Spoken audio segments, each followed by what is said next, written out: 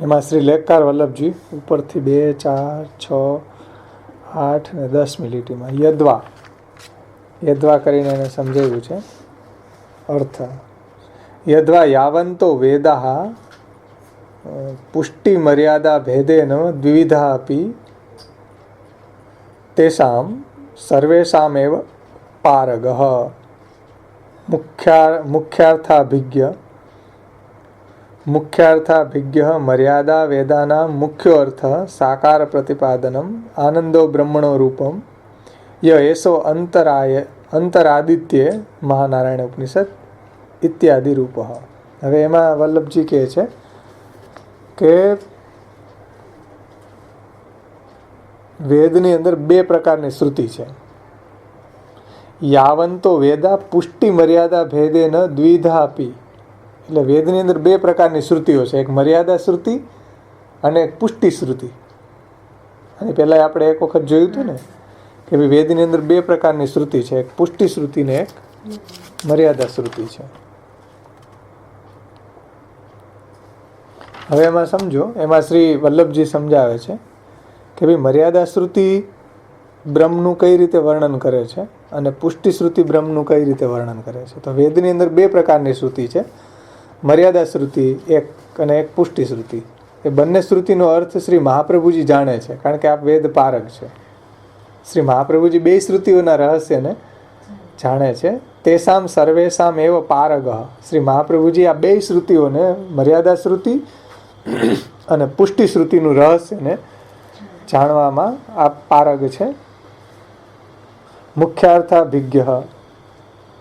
તો એમાં મર્યાદા શ્રુતિનો અર્થ શું છે તો એ વલ્લભજી અહીં સમજાવે છે કે ભાઈ મર્યાદા વેદાના મુખ્ય અર્થ સાકાર પ્રતિપાદનમ આનંદમ બ્રહ્મણો રૂપમ ય એસો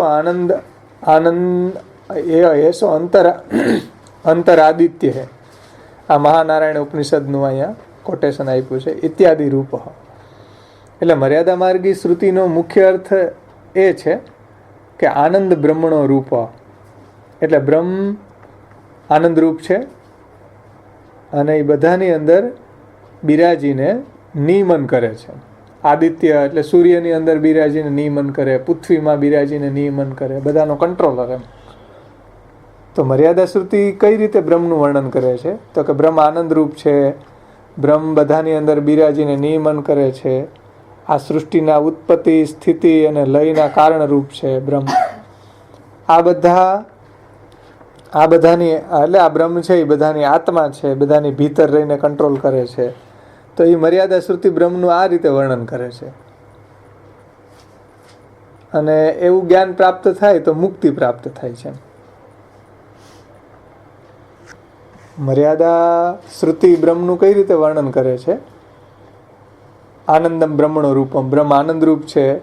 એ એસો અંતરાદિત્ય, આદિત્યની અંદર સૂર્યની અંદર રહીને પોતે બધાને નિયમન કરે છે, પૃથ્વીમાં રહીને નિયમન કરે છે, હરેક જીવાત્માઓની અંદર રહીને નિયમન કરે છે, આ જગતને ઉત્પત્તિ સ્થિતિ અને લય કરવાવાળા છે. આવું જ્યારે જ્ઞાન થાય ત્યારે એને મુક્તિ થાય. તો આવું વર્ણન મર્યાદા માર્ગી શ્રુતિઓ કરે છે. પુષ્ટિ માર્ગી શ્રુતિઓ વર્ણન કઈ રીતે કરે છે બ્રહ્મનું તો કે પુષ્ટિ શ્રુતિ નામ અક્ષણવતામ ફલમિદમ ન પરમ વિદામ સખ્ય પશુનનુ નિવેશયતો વયસ્ય વક્ત્રમ રજેશ સુતયોરનુ વેણુ જુષ્ટમ યેરવા નિપિતમ અનુરક્ત કટાક્ષ મોક્ષય.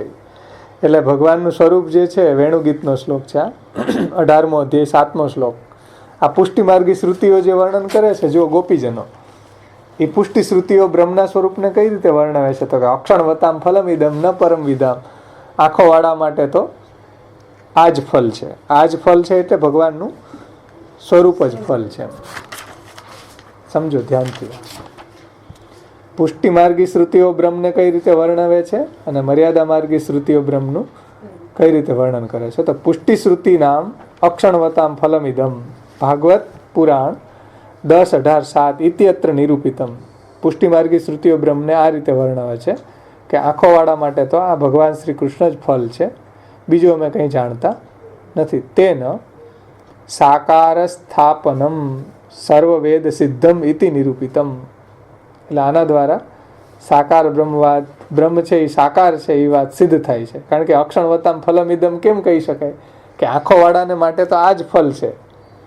તો એ સાકાર હોય એને જ કહે ને, એમ સાકાર જે સ્વરૂપ છે એ ગોપીજનોની એને અનુભવ થઈ રહ્યો છે, એટલે એમ કહે છે કે અક્ષણ આંખોવાળા વગેરે, આંખો વગેરે ઇન્દ્રિયોવાળાનું ફલ આ જ છે, બીજું અમે કંઈ જાણતા નથી. તો આના ઉપરથી એ વાત સિદ્ધ થાય છે કે બ્રહ્મ છે એ સાકાર છે.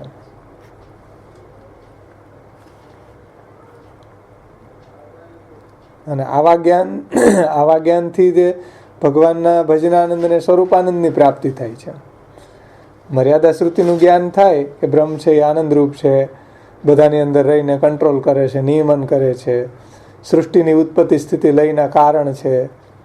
તો આવી રીતના જ્યારે બ્રહ્મનું જ્ઞાન થાય તો એનાથી મુક્તિ થાય બહુમાં બહુ. પણ પુષ્ટિ શ્રુતિ શું કહે છે? અકર્ણવતામ ફલમ ઇદમ, દરેક ઇન્દ્રિયોથી ભગવત સ્વરૂપની સેવા કરવી એ જ ફલ છે. આ રીતે બ્રહ્મનું રસાત્મકતયા નિરૂપણ કરે છે. જુઓ આ રહસ્ય, કે આ રીતે પુષ્ટિ શ્રુતિ છે એ બ્રહ્મનું રસાત્મકત્વેન યદ્વા રસાત્મક સાકાર બ્રહ્મણો યતો વાચો નિવર્તન્તે અપ્રાપ્ય મનસા સહ. તૈત્તરીય ઉપનિષદ. ઇતિ શ્રુતે લોકવેદાતિતત્વાत् સર્વવેદ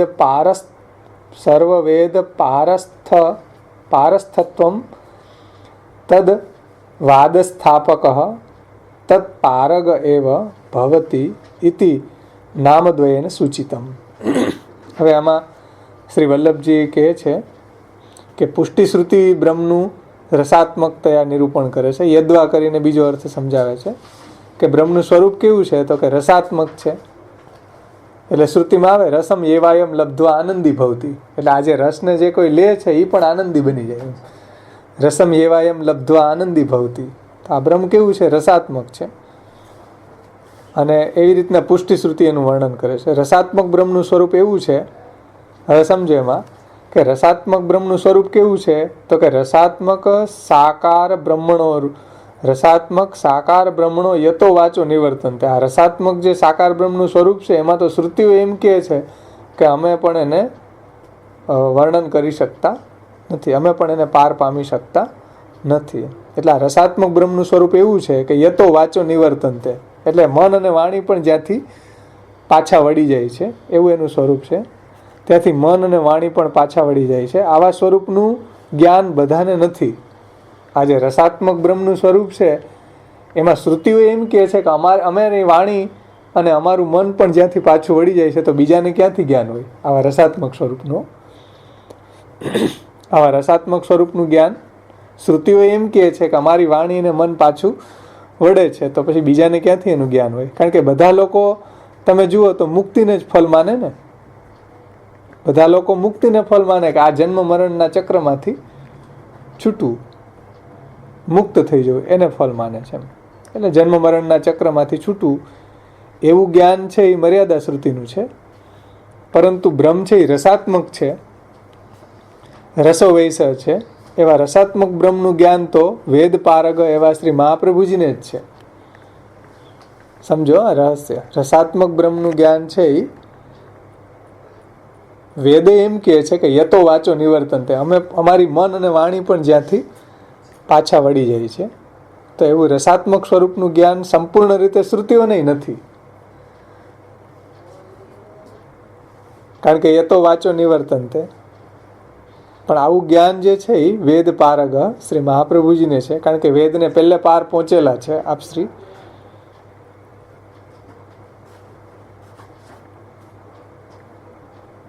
અને એ જે રસાત્મક સ્વરૂપ છે એનું ભક્તિથી જ એની રસાત્મકતાનો અનુભવ થાય છે આપણને. એમ કહેવાવાળી શ્રુતિઓ છે એ પુષ્ટિ શ્રુતિ છે. પ્રભુનું સ્વરૂપ કેવું છે? તો કે રસાત્મક છે. અને રસાત્મક સ્વરૂપનો આનંદ ભક્તિથી જ લઈ શકાય છે. કારણ કે ભગવાન ખુદ એમ કે ભક્ત્યા ત્વનન્યા શક્ય અહમેવ વિદો અર્જુનો જ્ઞાતુમ દ્રષ્ટુંચ તત્વેન પ્રવેષ્ટુંચ પરમ તપ.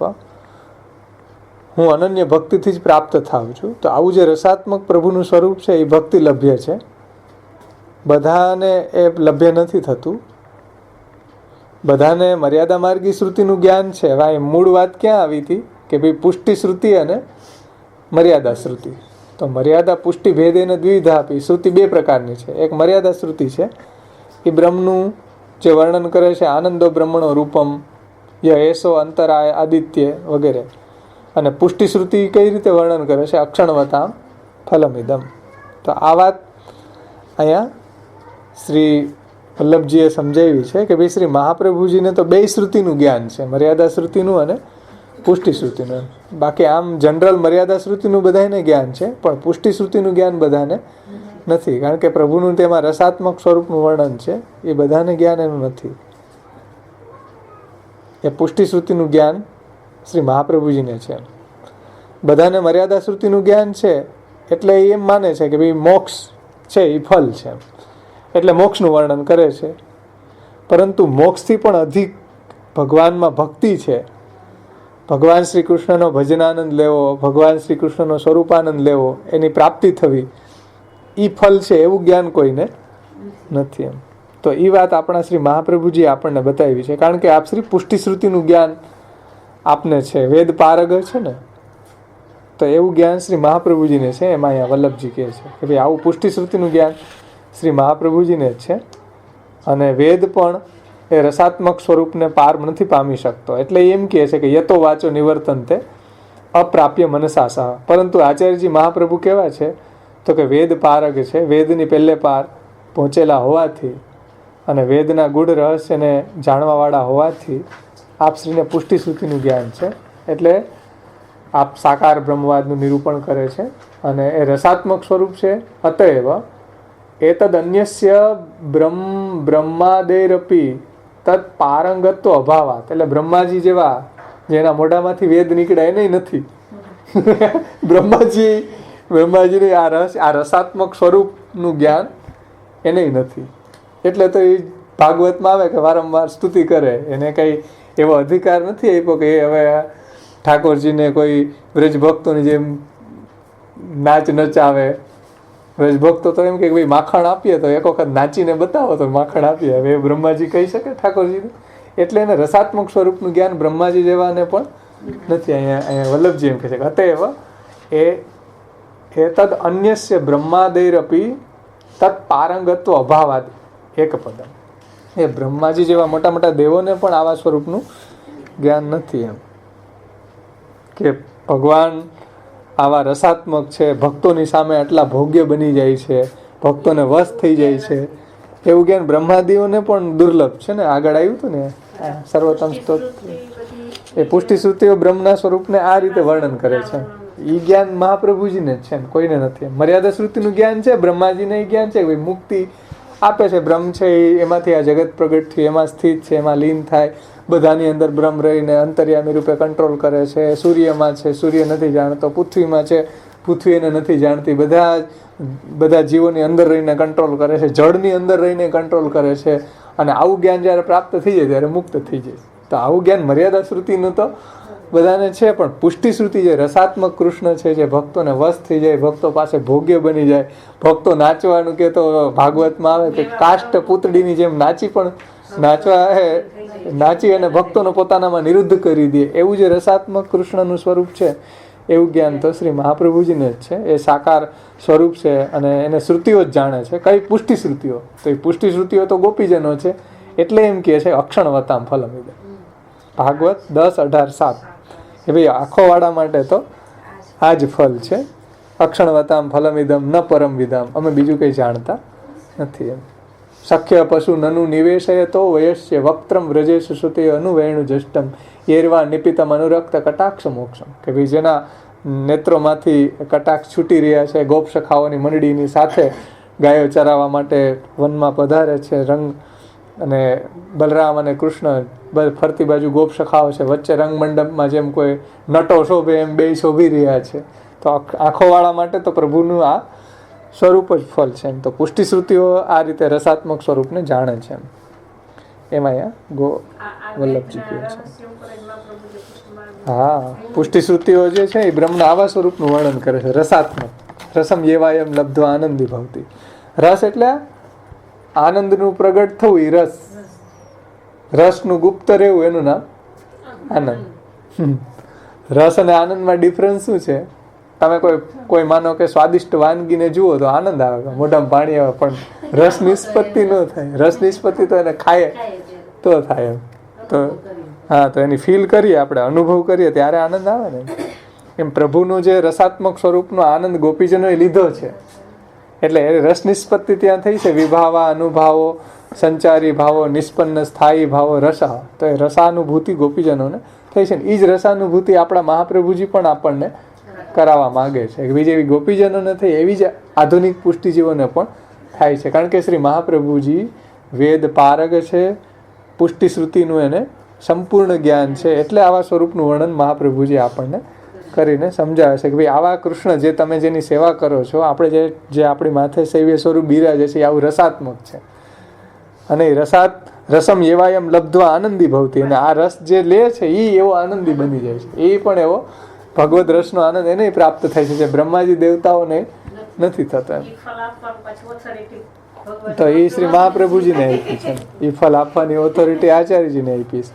એટલે શ્રી મહાપ્રભુજી કૃપા કરીને આપે તો જ શક્ય છે, બાકી શક્ય નથી. આ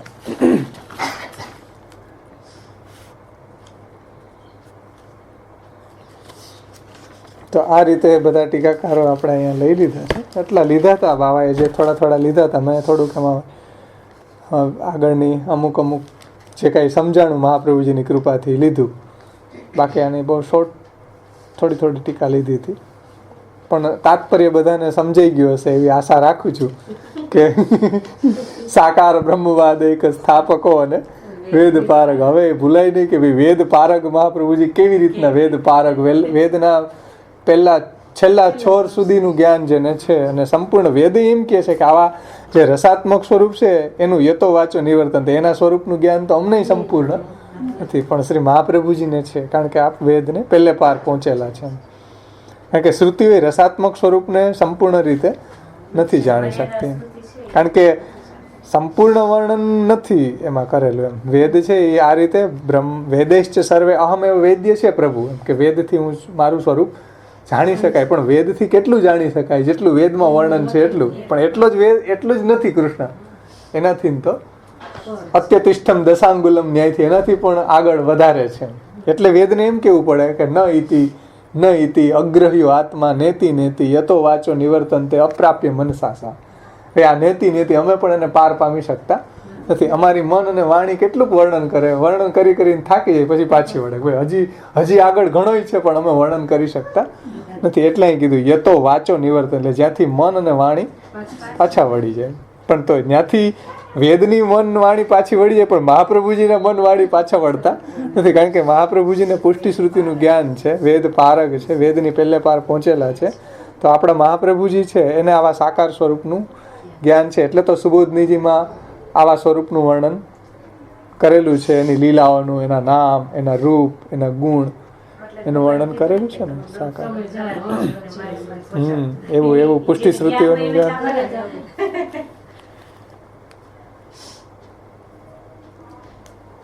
તો આવા વેદ પારગ આપણા શ્રી મહાપ્રભુજી છે.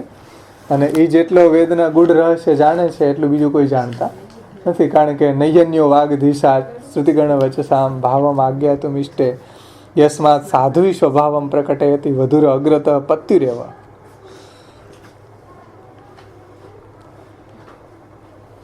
અહીંયા આપણી ટીકા બધી સમાપન થાય છે. હવે આપણે કીર્તન, આપણા ગોવિંદાસજીની ટીકા બાકી છે, તો ગોવિંદાસજીની ટીકાને આપણે લઈએ કીર્તનના રૂપમાં. તો એમાં જોઈએ સાકાર બ્રહ્મ, પછી છેલ્લે ગાન પણ કરશું પૂર્વી રાગમાં. 2 કીર્તન પૂર્વી રાગમાં છે, એક આપણે આશાવરીમાં લીધું હતું. પૂર્વી રાગ આપણે કીર્તન ક્લાસમાં ચાલી ગયો, એટલે હવે તમને આવડી ગયો હશે.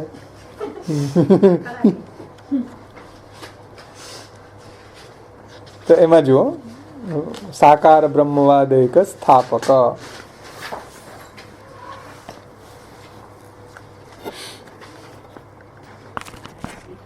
કરીએ આપણે આ કીર્તનનું અવગાહન કરતા પહેલા એક વાત, જે સર્વોત્તમ સચિત્ર પુસ્તક છે એમાં એને સાકાર બ્રહ્મવાદ એક સ્થાપક સમજાવ્યું છે. એમાં બહુ સુંદર વાત લીધી છે, એટલે થોડીક એ લઈ લઉં છું. એમાં એ કહે છે, એટલે આમાં કોઈ ટીકાના આધારે નથી. આ એમાં એ કહે છે કે ભાગવતના 12 સ્કંધ છે, એટલે પહેલા સ્કંધથી લઈને 12, તો 12 સ્કંધ છે એમાં ભગવાન હરિના 12 રૂપ 12 અંગ છે. જેમ પહેલો અને બીજો સ્કંધ છે તો ઠાકોરજીના દક્ષિણ ચરણ અને વામ ચરણ છે. પછી એ જ રીતે વામ બાહુ છે, દક્ષિણ બાહુ છે, કટી છે, દક્ષિણ સ્તન, વામ સ્તન, મુખારવિંદ, એ રીતે 12 અંગ.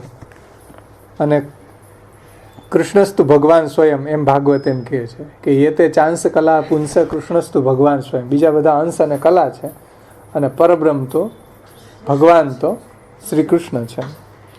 હવે કૃષ્ણ આનંદરૂપ સાકાર સ્વરૂપવાન અને આશ્રય રૂપ છે.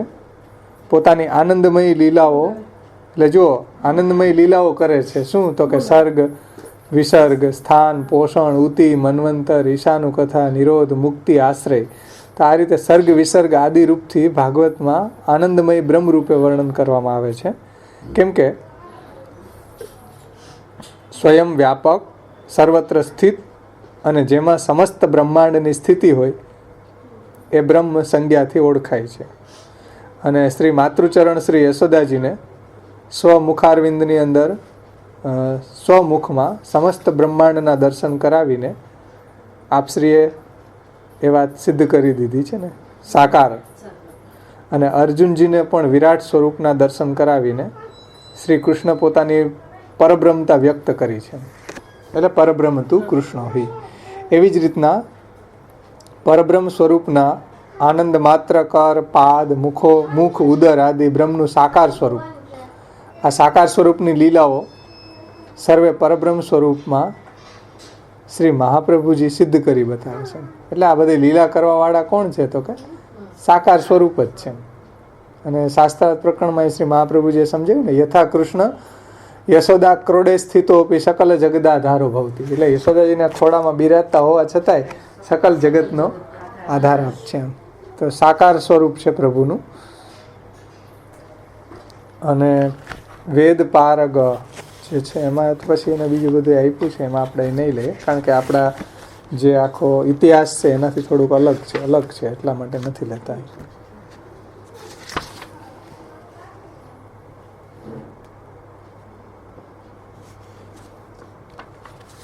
આમાં એક વેદ પારગ એને જે સમજાયું છે, જેને શ્રી વલ્લભ રૂપ ન જઈનો, એમાં એને એમ સમજાયું છે કે ભાઈ વેણી નદીની પાસે રવિનાથ વૈદ્ય, એટલે મહાપ્રભુજીના જીવન ચરિત્રમાંથી આ પ્રસંગ લીધો છે. આપણે પ્રસંગનું ઓલું લઈએ સંગતિ તો 84-252 ભગવદીઓની અંદર આપણે જોઈએ તો બધાને સાકાર બ્રહ્મવાદ પધરાવી જ દીધો છે. ઘરે ઘરે નંદ સુવર્ણ બ્રજ ફૂલ્યો, સેવા વિધિ શીખાયો.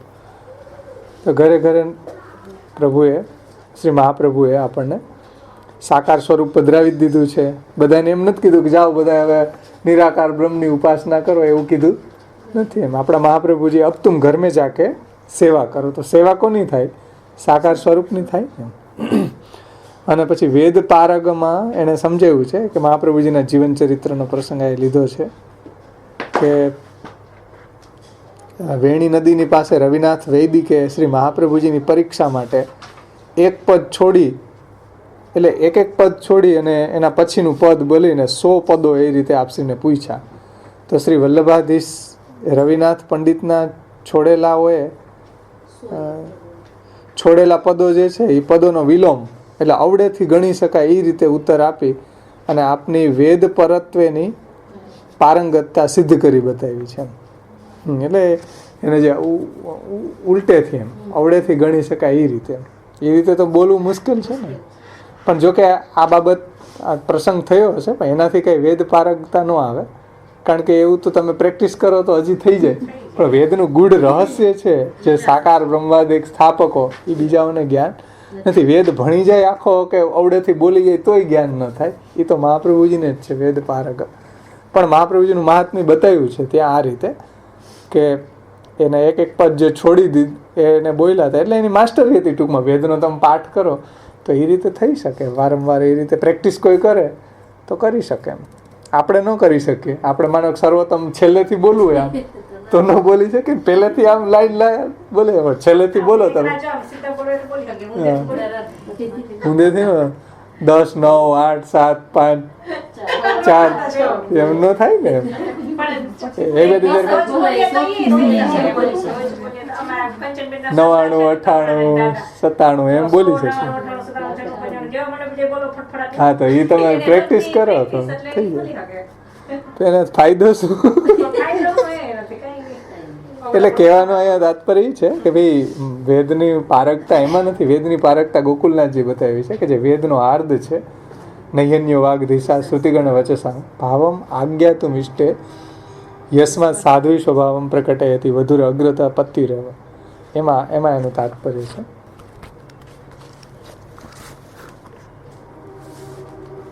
કરીએ આપણે કીર્તનની અંદર આગળ. એટલે શ્રી મહાપ્રભુજી વેદ પારગ છે. નિબંધમાં પણ તમે જુઓ તો શ્રી મહાપ્રભુજી વેદની મુખ્ય એ રીતે વિરુદ્ધ કર્ણમ નાસ્તિ પ્રક્રિયાના વિરુદ્ધતે કલ્પિતે રેવ બાધસ્યાદ અવોચામ પ્રમાણતા. અમે જે કાંઈ કહીએ છીએ એ કોઈ શાસ્ત્ર વેદ વિરુદ્ધ કાંઈ કહેતા નથી. વિરુદ્ધ કર્ણમ નાસ્તિ પ્રક્રિયાના વિરુદ્ધતે. અમારી જે સાધના પ્રણાલી છે એ પણ વેદાવિહિત છે, સમજો. એટલે વેદથી વિરુદ્ધ નથી એમ. અને કલ્પિતે રેવ બાધસ્યા, અમે કાંઈ કલ્પિત કહેતા હોય તો બાધ થાય. અમે જે કાંઈ કહીએ છીએ એ શાસ્ત્રોક્ત વેદોક્ત કહીએ છીએ. અવોચામ પ્રમાણતામ વિશિષ્ટ રૂપમ વેદાર્થમ ફલમ પ્રેમ છે સાધનમ તત્સાધનમ નવવિધા ભક્તિ તત્પ્રતિપાદિકા ગીતા સંક્ષેપ્ત તસ્યા વક્તા સ્વયં અબુદ્ધ હરિ તદ વિસ્તારો ભાગવતમ સર્વનિર્ણય પૂર્વકમ. તો શ્રી મહાપ્રભુજી વેદને જીજીવિષા છે. એટલે વેદને મહાપ્રભુજીના રૂપમાં વેદ જીવી રહ્યો છે.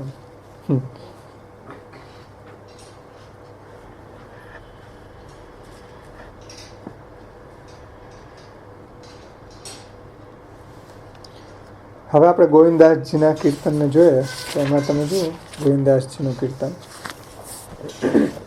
ઓલું તો આપણું કીર્તન થઈ ગયું હતું ને, ભાગવત ગુડાર્થ પ્રકાશન પરાયણ. એ કીર્તન આપણે લઈ લીધું હતું ને કે બાકી છે?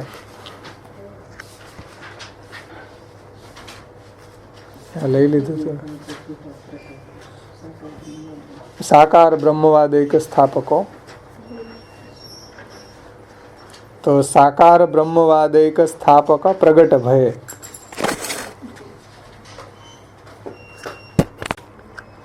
એમાં શ્રી ગોવિંદાસજી કીર્તનના રૂપમાં વ્યાખ્યા કરે છે આ નામની કે સાકાર બ્રહ્મવાદ એક સ્થાપક પ્રગટ ભય.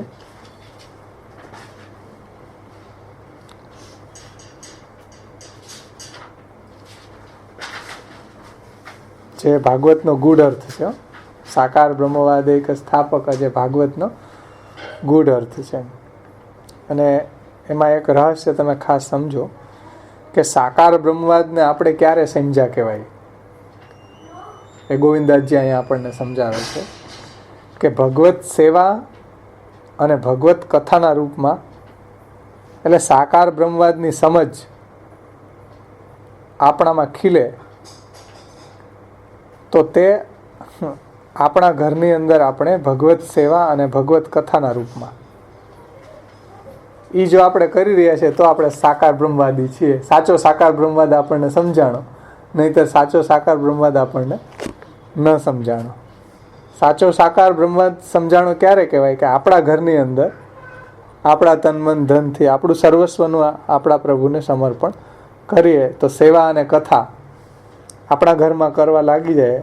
ભગવત સેવા અને ભગવત કથાના રૂપમાં ખીલવી જોઈએ તો આપણે સાચો સાકાર બ્રહ્મવાદને સમજ્યા, આપણા જીવનમાં ઉતાર્યો. જો નથી ખીલતી તો સાકાર બ્રહ્મવાદની કોઈ દાર્શનિક કે કોઈ વૈચારિક સમજ આવી, પરંતુ વાસ્તવિક રહસ્ય આપણે નથી સમજ્યા. આપણા જીવનમાં જો સેવા અને કથા નથી તો આપણે સાકાર બ્રહ્મવાદને વૈચારિક રીતે વિચાર્યું ખરી, સમજ્યા, પણ એને વાસ્તવિક રહસ્ય એનું આપણા હાથમાં નથી આવ્યું એમ સમજવું જોઈએ. એટલે સાકાર બ્રહ્મવાદ માત્ર ફિલોસોફી નથી હો, એ રહસ્ય સમજો. આ તમે સાકાર બ્રહ્મવાદ માત્ર ફિલોસોફીનો અર્થ શું થાય? ફિલો એટલે પ્રેમ. આ કંઈક ફિલોસોફી શબ્દ છે ને એનો એક અલગ લેંગ્વેજનો શબ્દ છે. એટલે ફિલો એટલે પ્રેમ થાય અને સુફિયા એટલે વિદ્યા થાય. એટલે ફિલો એટલે પ્રેમ. એટલે ફિલો એટલે પ્રેમ અને સુફિયા એટલે વિદ્યા. એટલે સિર્ફ વિદ્યાનો જ આ પ્રેમ નથી એમ. ફિલોસોફી એટલે વિદ્યાનો પ્રેમ. તો આ ખાલી વિદ્યાનો જ પ્રેમ નથી સાકાર બ્રહ્મવાદી. આપણી ફિલોસોફી જ નથી, એને જીવન જીવવાની વાત છે, જીવનમાં ઉતારવાની વાત છે. ખાલી વિદ્યાનો જ પ્રેમ નથી, ખાલી જાણવાની જ વાત નથી, જીવવાની વાત છે. આ રહસ્ય સમજો સાકાર બ્રહ્મવાદિક સ્થાપકનું. ખાલી વિદ્યાનો પ્રેમ નથી, આ જીવવાની વાત છે, જીવનમાં જીવવાની વાત છે. એટલે આપણી કૃતિ, મતિ અને રતિ બધા જ આપણા ક્રિયાકલાપમાં ખીલે તો આપણે સાકાર બ્રહ્મવાદ સમજ્યા. નહીતર ખાલી વિદ્યાનો પ્રેમ કે ભાઈ મહાપ્રભુ સાકાર બ્રહ્મવાદ સ્થાપક છે, વેદ પારક છે, પણ એ ખાલી કહેવા માટે જ નહીં. આપણે સાકાર બ્રહ્મવાદ ત્યારે સમજ્યા કહેવા છે કે જ્યારે આપણે એને આપણા જીવનમાં એ ખીલે મતલબ શું? ભગવત સેવા અને ભગવત કથાના રૂપમાં ખીલે તો આપણે સાકાર બ્રહ્મવાદને સમજ્યા. બાકી ફિલોસોફી છે, બાકી વિદ્યાનો પ્રેમ છે.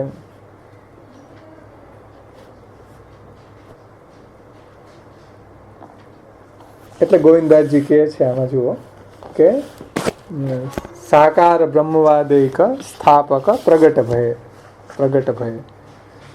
એટલે શ્રી જે ભાગવતનો ગૂઢ અર્થ છે એને પ્રગટ કરવા આપ શ્રી પ્રગટ થયા છે. અને ગૂઢ અર્થ એ છે કે સાકાર બ્રહ્મવાદની સ્થાપના. અને એ સાકાર બ્રહ્મવાદની સ્થાપના કરવા આપ શ્રી પ્રગટ થયા છે.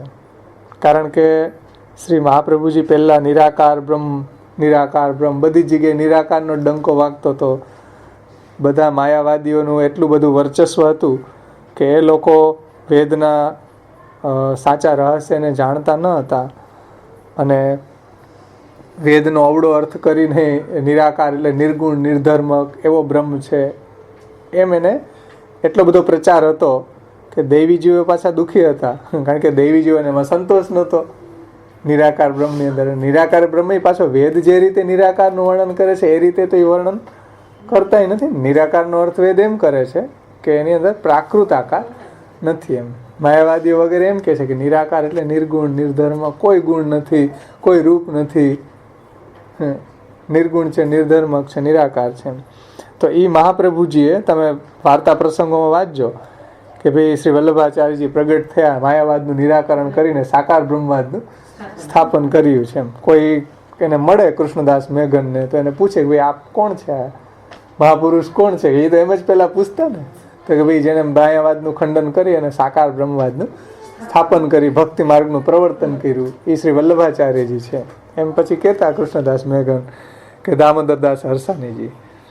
તો સાકાર બ્રહ્મવાદિક સ્થાપક પ્રગટ ભય, સાકાર બ્રહ્મવાદનું સ્થાપન કરવાવાળા એવા શ્રી મહાપ્રભુજી પ્રગટ થયા છે ભૂતલ ઉપર દૈવીજીઓ માટે.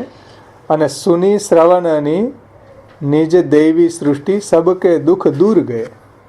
અને આ રીતે સાકાર બ્રહ્મવાદનું આપે સ્થાપન કર્યું એ સાંભળીને દૈવીજીઓની જે પ્રોબ્લેમ હતી દૂર થઈ ને. કારણ કે દૈવીજીઓ દુઃખી હતા, નિરાકાર સાંભળીને કાનના પડદા તૂટી ગયા હશે. નિરાકાર ઓલા માયાવાદીઓ એટલું નિરાકાર બ્રહ્મનું વર્ણન કર્યું તો એમાં દૈવીજીઓને કંઈ સેટિસ્ફેક્શન નહોતું, દૈવીજીઓને એમાં સંતોષ ન હતો. એટલે સુની શ્રવણની નિજ દૈવી, જે શ્રી મહાપ્રભુજી આ રીતે સાકાર બ્રહ્મવાદનું સ્થાપન કર્યું એ સાંભળીને દૈવી સૃષ્ટિ જે છે એ એકદમ પ્રસન્ન થઈ અને એના બધા દુઃખો છે એ દૂર થઈ ગયા. એટલે સાકાર બ્રહ્મવાદનું આપે સ્થાપન કર્યું એ સાંભળીને દૈવીજીઓના બધા દુઃખ ભાગી ગયા, બધા દુઃખ દૂર થઈ ગયા. હવે એનું દુઃખ શું હતું કે માયાવાદીઓએ જે માયાવાદ ફેલાવ્યો હતો એનાથી દૈવીજીઓને સાકાર બ્રહ્મની જે સેવા પ્રાપ્ત થવી જોઈતી હતી એ પ્રાપ્ત નહોતી થતી ને. સાકાર સ્વરૂપની જે સેવા, એની કથા ગુણગાન, એના નામ રૂપ ગુણ લીલા, એની જે પ્રાપ્તિ થવી જોઈએ એ માયાવાદના કારણે, માયાવાદીઓએ ફેલાવેલા મોહક શાસ્ત્રોને કારણે એ વિસરાઈ ગઈ હતી. એટલે દુઃખી હતા. પરંતુ જ્યારે શ્રી મહાપ્રભુજીએ પ્રગટ થઈને સાકાર બ્રહ્મવાદનું સ્થાપન કર્યું એટલે દૈવીજીઓનું જે દુઃખ હતું એ દૂર થઈ ગયું. અને દૈવી જીવો જે વિષય આનંદમાં ડૂબેલા હતા, માયાવાદી વગેરેમાં ફસાયેલા હતા, એમાંથી એ નીકળી અને જે મહાપ્રભુજીની કૃપાથી શ્રી મહાપ્રભુજીના સ્વકીય સૃષ્ટિ જે છે, પુષ્ટિકાયન નિશ્ચય જે સ્વકીય જીવો છે, એ બધા આમાંથી નીકળી અને શ્રી મહાપ્રભુજીએ પ્રગટ કરેલો જે સાકાર બ્રહ્મવાદ છે, જે ભક્તિ માર્ગ છે, જે ભાગવતનો ગૂઢ અર્થ છે, એમાં એ પ્રવૃત્ત થયા અને બધા દૈવી જીવોના દુઃખ છે એ દૂર થઈ ગયા.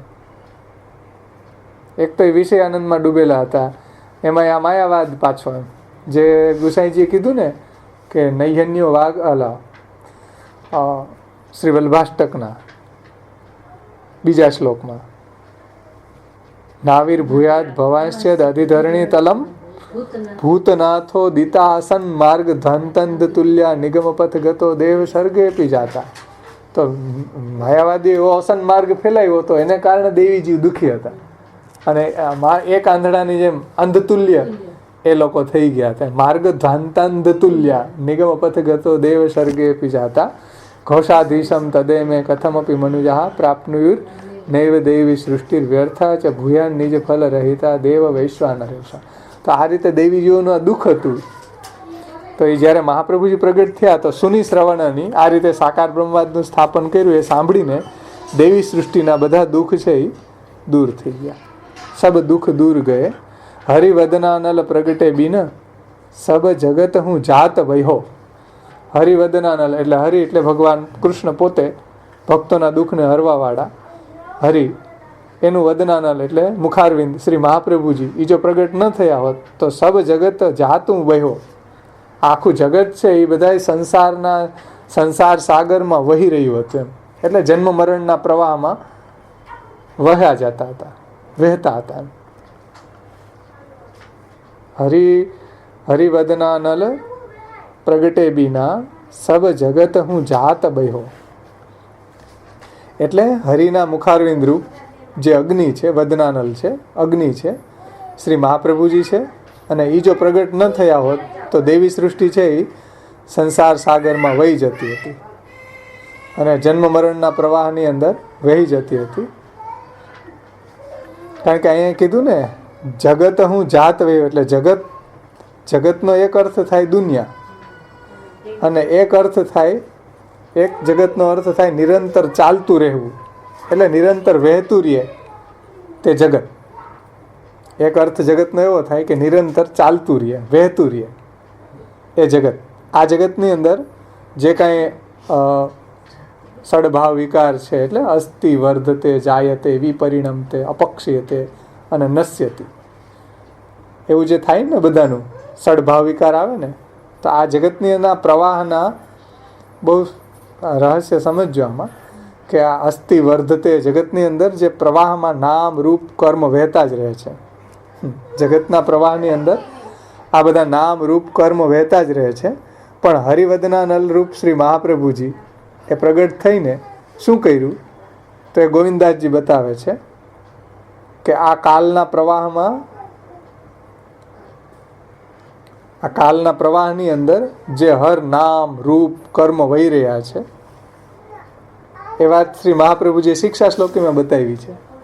આ જ વાતો કે જગત જાત વહ્યો, સબ જગત જાત વહ્યો, હરિવદનાનલ પ્રગટે બિના સબ જગત હું જાત વહ્યો, એ વાત શિક્ષા શ્લોકીમાં સમજાવી છે.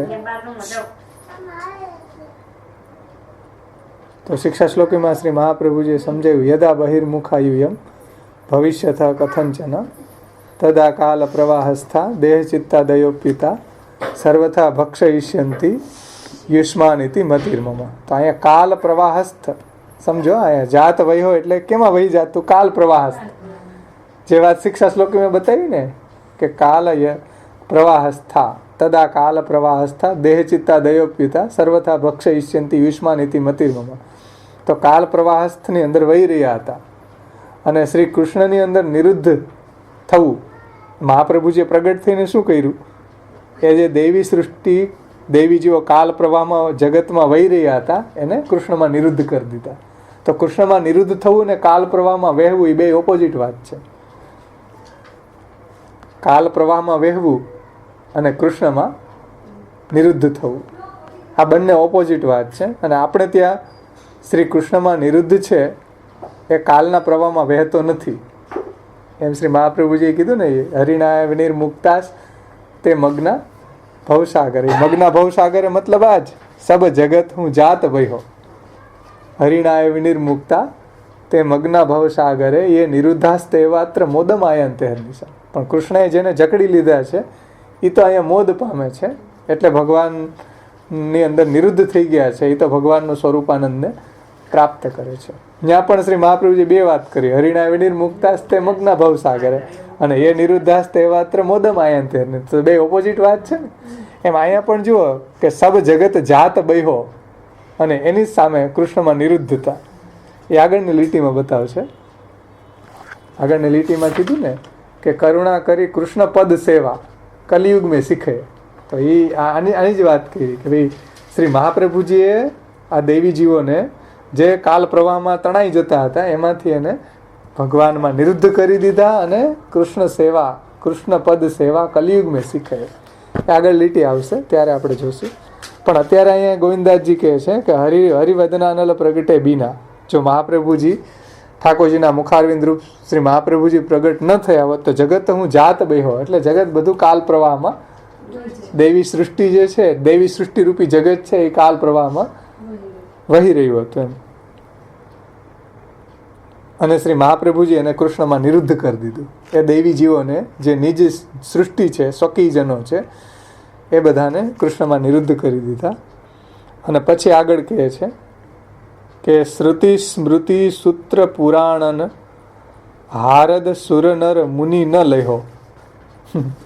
શ્રુતિ એટલે વેદ, સ્મૃતિ એટલે ગીતાજી વગેરે, સૂત્ર એટલે બ્રહ્મસૂત્ર, પુરાણ એટલે ભાગવત વગેરે, એ બધાનું હાર્દ એટલે તાત્પર્ય, એનો ગૂઢ અર્થ, સુર એટલે દેવોએ, નર એટલે મનુષ્યો, મુનિ એટલે મોટા મોટા ઋષિઓએ પણ એનું તાત્પર્ય ન સમજ્યું.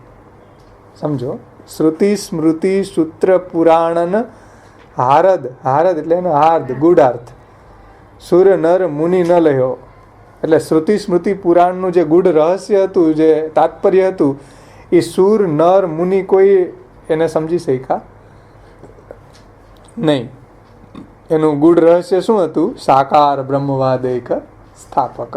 જે શ્રુતિ સ્મૃતિ સૂત્ર પુરાણ એનું ગૂઢ રહસ્ય, એનો હાર્દ એ હતું સાકાર બ્રહ્મવાદ એક સ્થાપક. એ સુરનર મુનિ લઈ ન શક્યા. સુરનર મુનિ એને ગૂઢ રહસ્યને જાણી શક્યા નથી. એમ શા માટે ન જાણી શક્યા?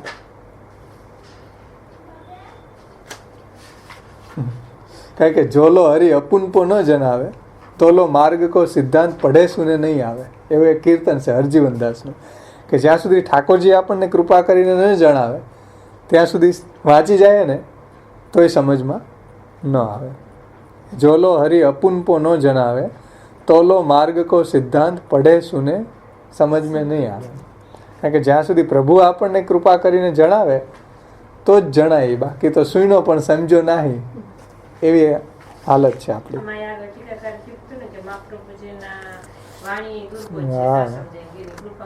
તો જ સમજાય. બાકી વાંચી જાય ને, કોઈ વેદને વાંચી જાય, શ્રુતિ વાંચી જાય, પુરાણ વાંચી જાય તો આનું હાર્દ સમજે નહીં. એટલે અહીં ગોવિંદાસજી કહે છે કે ભાઈ શ્રુતિ સ્મૃતિ સૂત્ર પુરાણ હારદ સુરનર મુનિ ન લયો. વેદ ઉપનિષદ એટલે ગીતાજી, પછી બ્રહ્મસૂત્ર, પુરાણ એટલે ભાગવત વગેરે, એનું હાર્દ એટલે એનું ગૂઢ રહસ્ય તાત્પર્ય, દેવ, સુર એટલે દેવો, નર એટલે મનુષ્યો, મુનિ એટલે મોટા મોટા ઋષિ મુનિઓ, એ પણ એનું તાત્પર્ય સમજી નથી શક્યા. એટલે ગુસાઈજી આગળ કીધું ને, કલિકાલ તમચ્છન્ન દ્રષ્ટિત્વાદ વિદુષામપી સંપ્રત્ય અવિષયસ્તસ્ય મહાત્મ્યમ સમભૂત ભુવિ. એટલે વેદ, ગીતા, બ્રહ્મસૂત્ર, ભાગવતનું તાત્પર્ય જે છે એ મોટા મોટા દેવ, નર, મુનિ એ કોઈને પણ સમજમાં ન આવ્યું. અને એ રહસ્ય શ્રી મહાપ્રભુજીએ સમજાયું છે. શ્રી મહાપ્રભુજીએ સમજાયું શું? શાસ્ત્રમ અવગત્યમ મનોવાગ દેહે કૃષ્ણ સેવ્ય સાકાર બ્રહ્મવાદ એક સ્થાપક. તો શાસ્ત્રનો અવગાહન કરી અને મન, વાણી અને દેહથી શ્રી કૃષ્ણની સેવા કરવી. એ જ વાત અહીંયા ગોવિંદદાસજી સમજાવે છે કે ભાઈ સુર, નર, મુનિ એ કોઈને શાસ્ત્રનું ગૂઢ રહસ્ય ન સમજાણું. હમણાં જો એ જ કીર્તન વાંચતો તો બહુ સુંદર એમાં સમજાયું તમને. આ જ રહસ્ય ગોવિંદદાસજી જે કીધું ને એમાં એ કીર્તન જે છે ને એમાં એને બહુ સરસ સમજાયું છે. હરજીવન દાસનું કીર્તન છે કે જોલો હરિ અપુનપો ન જણાવે, તોલો સકલ સિદ્ધાંત માર્ગ કો પઢે સુને નહીં આવે. એટલે જ્યાં સુધી પ્રભુ કૃપા કરીને આપણને જણાવે નહીં ત્યાં સુધી એનું રહસ્ય આપણે સમજી શકીએ નહીં. શા માટે? તો આગળ એને બહુ સુંદર વર્ણન કર્યું છે કે સુની બ્રહ્મા નારાયણ મુખતે, એટલે ભાગવત જે છે કે શાસ્ત્રો એ બધું બ્રહ્માજીએ નારાયણના મુખથી સાંભળ્યા. પછી નારદ કુ શીખ દીની, નારદજીને કીધા. નારદ કહી વેદ વ્યાસ સો આપ ખોજ નહીં કીની. નારદજીએ વેદવ્યાસજીને કીધું. વેદવ્યાસજીએ પણ એને એમાં ડિટેલ્સથી ડૂબકી ન મારી અને વેદવ્યાસ ઔષધિ કી નાઈ પડ તને તાપ નસાયો. એટલે વેદવ્યાસજીને પણ ઔષધિની જેમ એનું સેવન કર્યું ભાગવતનું. તો એને બહુમાં બહુ શું થયું? બીમારી દૂર થઈ.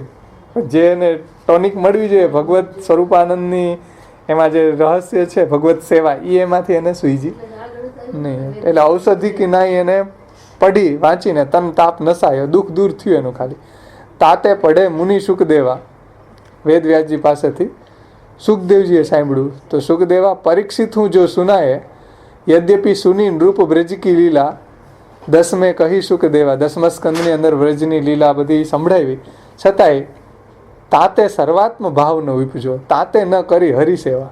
કોઈ હવે સેવા તો કરી નહીં પાછી, સાકાર બ્રહ્મવાદની આચરણમાં મૂકવું જોઈએ ને. અહીંયા જે આપણે પહેલા જ એટલે સમજી ગયા કે ભાઈ આ કોઈ ફિલોસોફી નથી. તો એ બધાને કોઈને સર્વાત્મ ભાવ સિદ્ધ ન થયો કે ભાઈ આપણે સર્વેન્દ્રિયોનું સમર્પણ સાકાર બ્રહ્મવાદ ઠાકોરજીની સેવામાં વિનિયોગ કરવો જોઈએ, એવો તો કોઈ નથી કર્યો. એટલે જ્યાં સુધી હરિ ન જણાવે આપણને, જોલો હરિ અપુનપો ન જણાવે, તોલો માર્ગ કો સિદ્ધાંત પડે સુને સમજ મેં નહીં આવે. એટલે અહીં કીધું કે સુર નર મુનિ ન લયો. આ જે છે એ શ્રુતિ સ્મૃતિ સૂત્ર પુરાણ હાર્દ સુર નર મુનિ ન લયો, એ બધાને રહસ્ય ન સમજાણે એમ.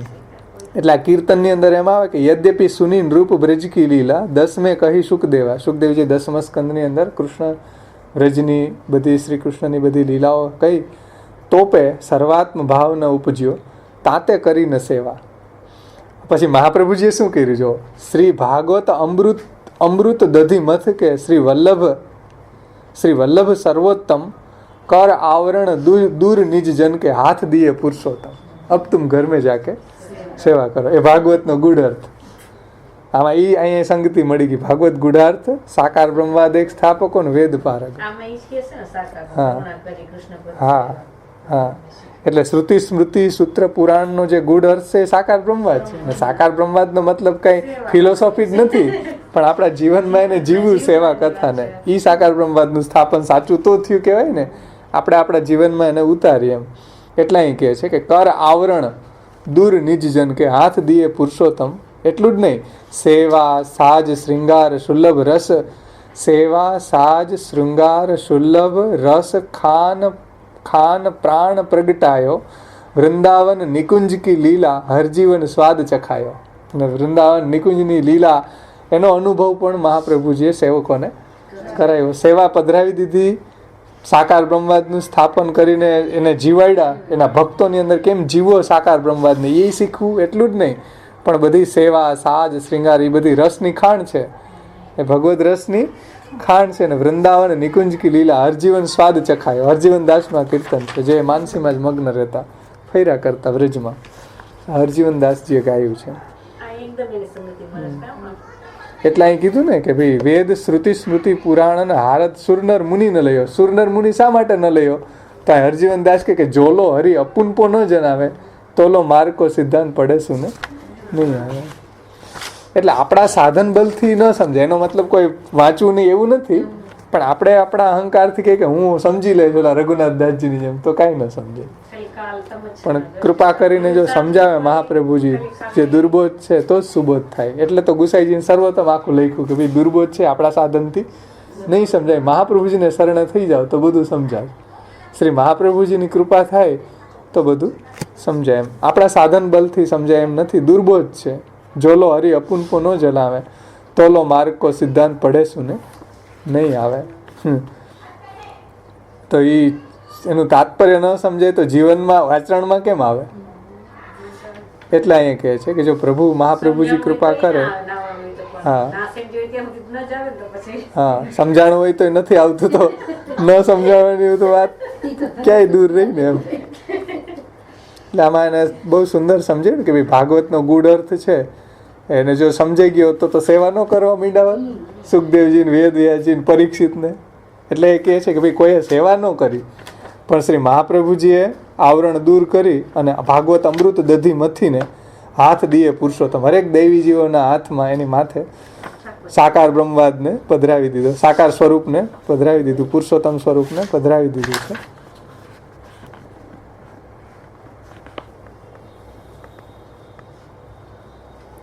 અને જે પ્રભુએ લીલા કરી છે, શ્રી કૃષ્ણએ જે લીલાઓ કરી હતી એ સર્વ લીલાઓ શ્રી મહાપ્રભુજીએ શ્રી વલ્લભ રૂપે પ્રગટ થઈને એ બતાવી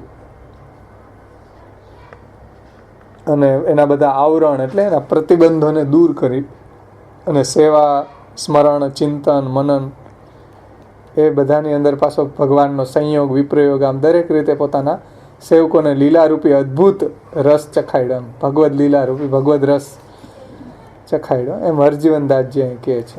બહુ સુંદર કીર્તન છે. એટલે આપણા સાધન બલથી કાંઈ સમજાય નહીં, કૃપા બલથી સમજાય. કારણ કે અનુગ્રહ પુષ્ટિ માર્ગે નિયામક ઇતિશ્રી. તમે એમ કહો કે હું મહાપ્રભુજીના સ્વરૂપને સમજી જાઓ, એનો ગ્રંથ વાંચીને સમજી જાઓ તો ન સમજાય. મહાપ્રભુજી કૃપા કરીને ગુસાઈજીની કૃપા થાય તો મહાપ્રભુજીનું સ્વરૂપ, મહાપ્રભુજીના સિદ્ધાંત, મહાપ્રભુજીના જે રીતે આપણને પુષ્ટિ સંપ્રદાયની અંદર જે આપણી તત્વ ઉપદેશ, લીલો ઉપદેશ અને કર્તવ્ય ઉપદેશ જે કંઈ પણ સમજાવ્યા છે એ આપણને સમજી શકીએ એના શરણે આવવાથી છે ને.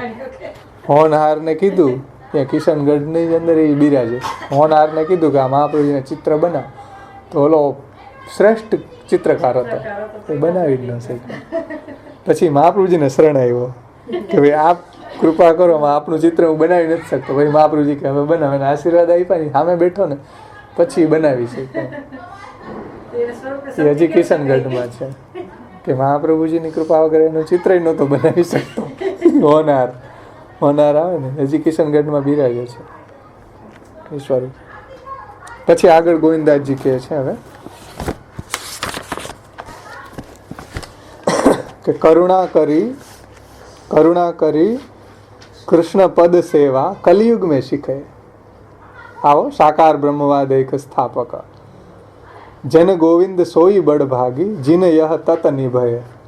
એમાં તતી નથી, તત શબ્દ છે, એ આપણે સુધારાયું હતું ને. તત એટલે તત્વ, સાર એમ. તો કરુણા કરી કૃષ્ણ પદ સેવા કલયુગ में શીખે. એટલે કરુણા કરીને, કૃપા કરીને શ્રી કૃષ્ણના ચરણ કમળની સેવા આ કલયુગની અંદર આપશ્રીએ શ્રી મહાપ્રભુજી આપણને શીખવાડી છે. જન શિક્ષા કૃતે કૃષ્ણ ભક્તિ કૃન, પોતે કૃષ્ણની ભક્તિ કરી અને શીખવાડી છે. કૃષ્ણ સેવા સદા કાર્યા, માનસીશા પરામતા, ચેતસ્તત પ્રવણમ સેવા, તત્સિદ્ધ્ય તનુ વિત્તજા. એ વાત આપણને શ્રી મહાપ્રભુજીએ કૃપા કરીને શીખવાડી છે. અને આ જ બધાયનો સાર છે. વેદ, ગીતા, બ્રહ્મસૂત્ર, ભાગવત એ બધાયનો સાર આ જ છે, કૃષ્ણ સેવા સદાકારી. એટલે અહીં કીધું કરુણા કરી કૃષ્ણ પદ સેવા કલયુગ में શીખે. જો આ ઓની જ વાત ઓપોઝિટ. જગત હું જાત બહ્યો, હરિવદનાનલ પ્રગટે બીના જગત હું જાત બહ્યો. પણ હરિવદનાનલ પ્રગટા તો એણે શું કર્યું? કરુણા કરી કૃષ્ણ પદ સેવા કલયુગ में શીખે. તો આ બધા શાસ્ત્રોનો નિચોડ છે, સાર છે. અને આપ અગ્નિરૂપ છે, હરિવદનાનલ રૂપ છે. આપણે પ્રગટ થઈને આ સાકાર બ્રહ્મવાદના આધારે શ્રી કૃષ્ણ સેવાનો માર્ગ પ્રગટ કર્યો છે. અને જે ભાગવતનો ગૂઢ અર્થ છે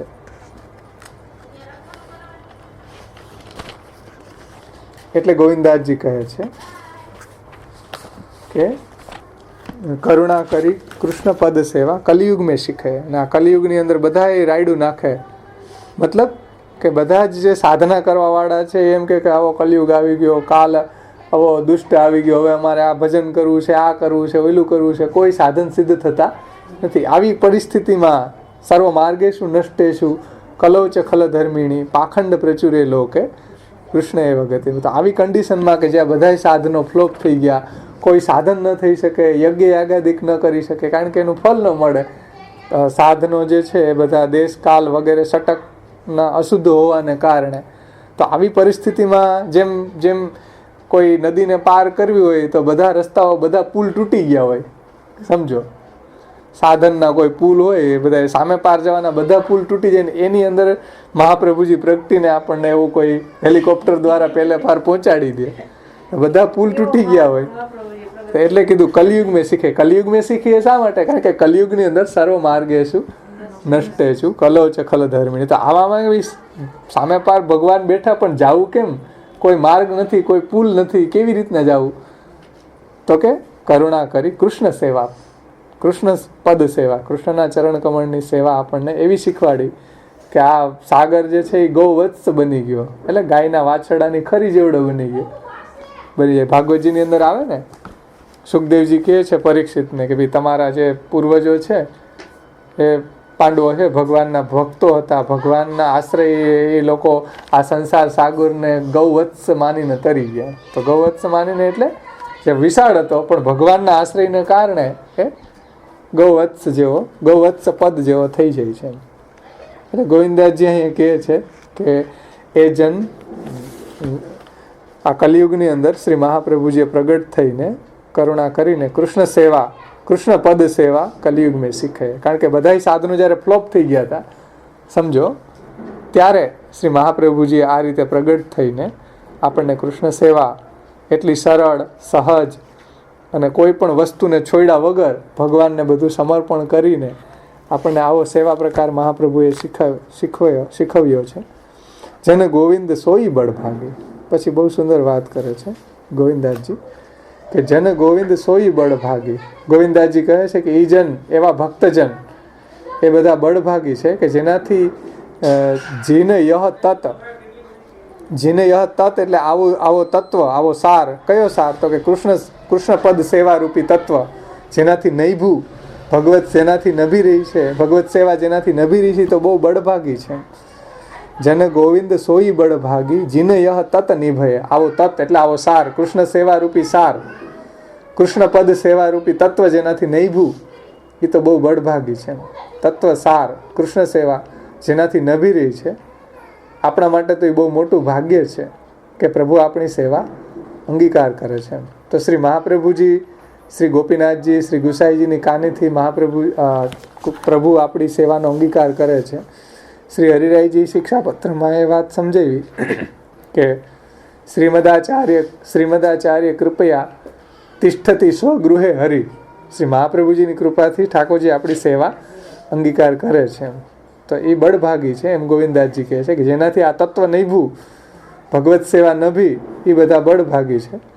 બીજા બધા હતભાગી છે, એના કંઈક ભાગ્ય ફૂટેલા હશે એટલે એટલું શાસ્ત્ર શ્રવણ કરીને સેવા ન કરે પાછા, બોલો, તો એ હતભાગી કહેવાય એને.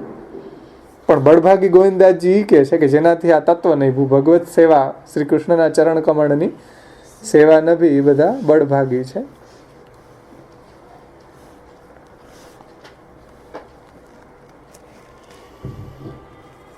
અને જે દૈવી સૃષ્ટિ છે એ આગળ આવ્યું ને, કાલ પ્રવાહમાં તણાઈ જતી હતી, પણ શ્રી મહાપ્રભુજી જે પ્રગટ થઈ અને બધા દેવી જીવોને કૃષ્ણ પદ સેવા શીખે એટલે કૃષ્ણને અંદર નિરુદ્ધ કરી દીધા. જેનાથી આ તત્વ કૃષ્ણ સેવાનું નભે છે એ બધા બળભાગી છે, અને જેનાથી કૃષ્ણની સેવાનું આ તત્વ નથી નભ્યું એ બધા હતભાગી છે. એટલે કહેવાનું તાત્પર્ય ગોવિંદાસજીનું એ છે કે આ સાકાર બ્રહ્મવાદને પ્રતિપાદન કરી અને શ્રી મહાપ્રભુજીએ દૈવી જીવોની સર્વેન્દ્રિયોનું પ્રભુમાં સમર્પણ કરાવી દીધું છે. અને ગોકુલનાથજીએ આપણે આગળની ટીકામાં કીધું ને, ભગવતા સલ્લાપ દર્શનમ મિલિતસ્ય ચ, જોઈ ગયા ને કે બધી ઇન્દ્રિયોનું ભગવાનમાં સમર્પણ, એ કૃષ્ણપદ સેવામાં શ્રી કૃષ્ણના ચરણ કમળની સેવામાં આપણી સર્વેન્દ્રિયોનો વિનિયોગ થયો, વો જન ગોવિંદ સોઈ બળભાગી. એ જ જન અહીંયા બળભાગી છે કે જેનાથી આ ભગવત સેવા નભી રહી છે. મહાપ્રભુજીની કૃપાથી જે ભગવત સેવા કરી રહ્યા છે એ જ બળભાગી છે અહીંયા. કારણ કે આગળ કીર્તનોમાં આવે ને કે જોપે શ્રી વલ્લભ પ્રગટ ન હોતે તો કુસુમ દામ કૈસે પોતે, લાલ ગિરધર કી સેવા કૈસે કરતે. કુસુમ દામ એટલે ફૂલની માલા. ફૂલની માલા કેમ ઠાકોરજીને ધરાવત, જે સાક્ષાત પ્રભુ અંગીકાર કરે છે, પ્રભુની સેવા કેમ કરે. જો મહાપ્રભુજી પ્રગટ ન થયા હોય તો શ્રૃંગાર શાસ્ત્ર સબ રોતે, એ કીર્તનમાં આવે ને. શ્રૃંગાર શાસ્ત્રનો વિનિયોગ પણ આપણી સેવાઓની પ્રણાલીમાં સંયોગ અને વિયોગ બધાનો વિનિયોગ ત્યાં થયો છે શ્રૃંગાર શાસ્ત્રનો. એટલે શ્રૃંગાર શાસ્ત્ર રોત જો મહાપ્રભુજી પ્રગટ ન થયા હોત તો. કારણ કે આપણા ભગવત સેવા પછી સુબોધનીજી વગેરેમાં પણ શ્રૃંગાર શાસ્ત્ર અનુસાર મહાપ્રભુજીએ પ્રભુની લીલાનું વર્ણન સમજાવ્યું છે, તો એનો વિનિયોગ એમાં થયો છે. તો આ રીતે ગોવિંદદાસજી કીધું, બહુ સુંદર રીતે સાકાર બ્રહ્મવાદ એક સ્થાપકનું કીર્તનના રૂપમાં એને અર્થ સમજાવ્યો. ત્યાર પછી વેદ પારગ એને આપણે જોઈ લે.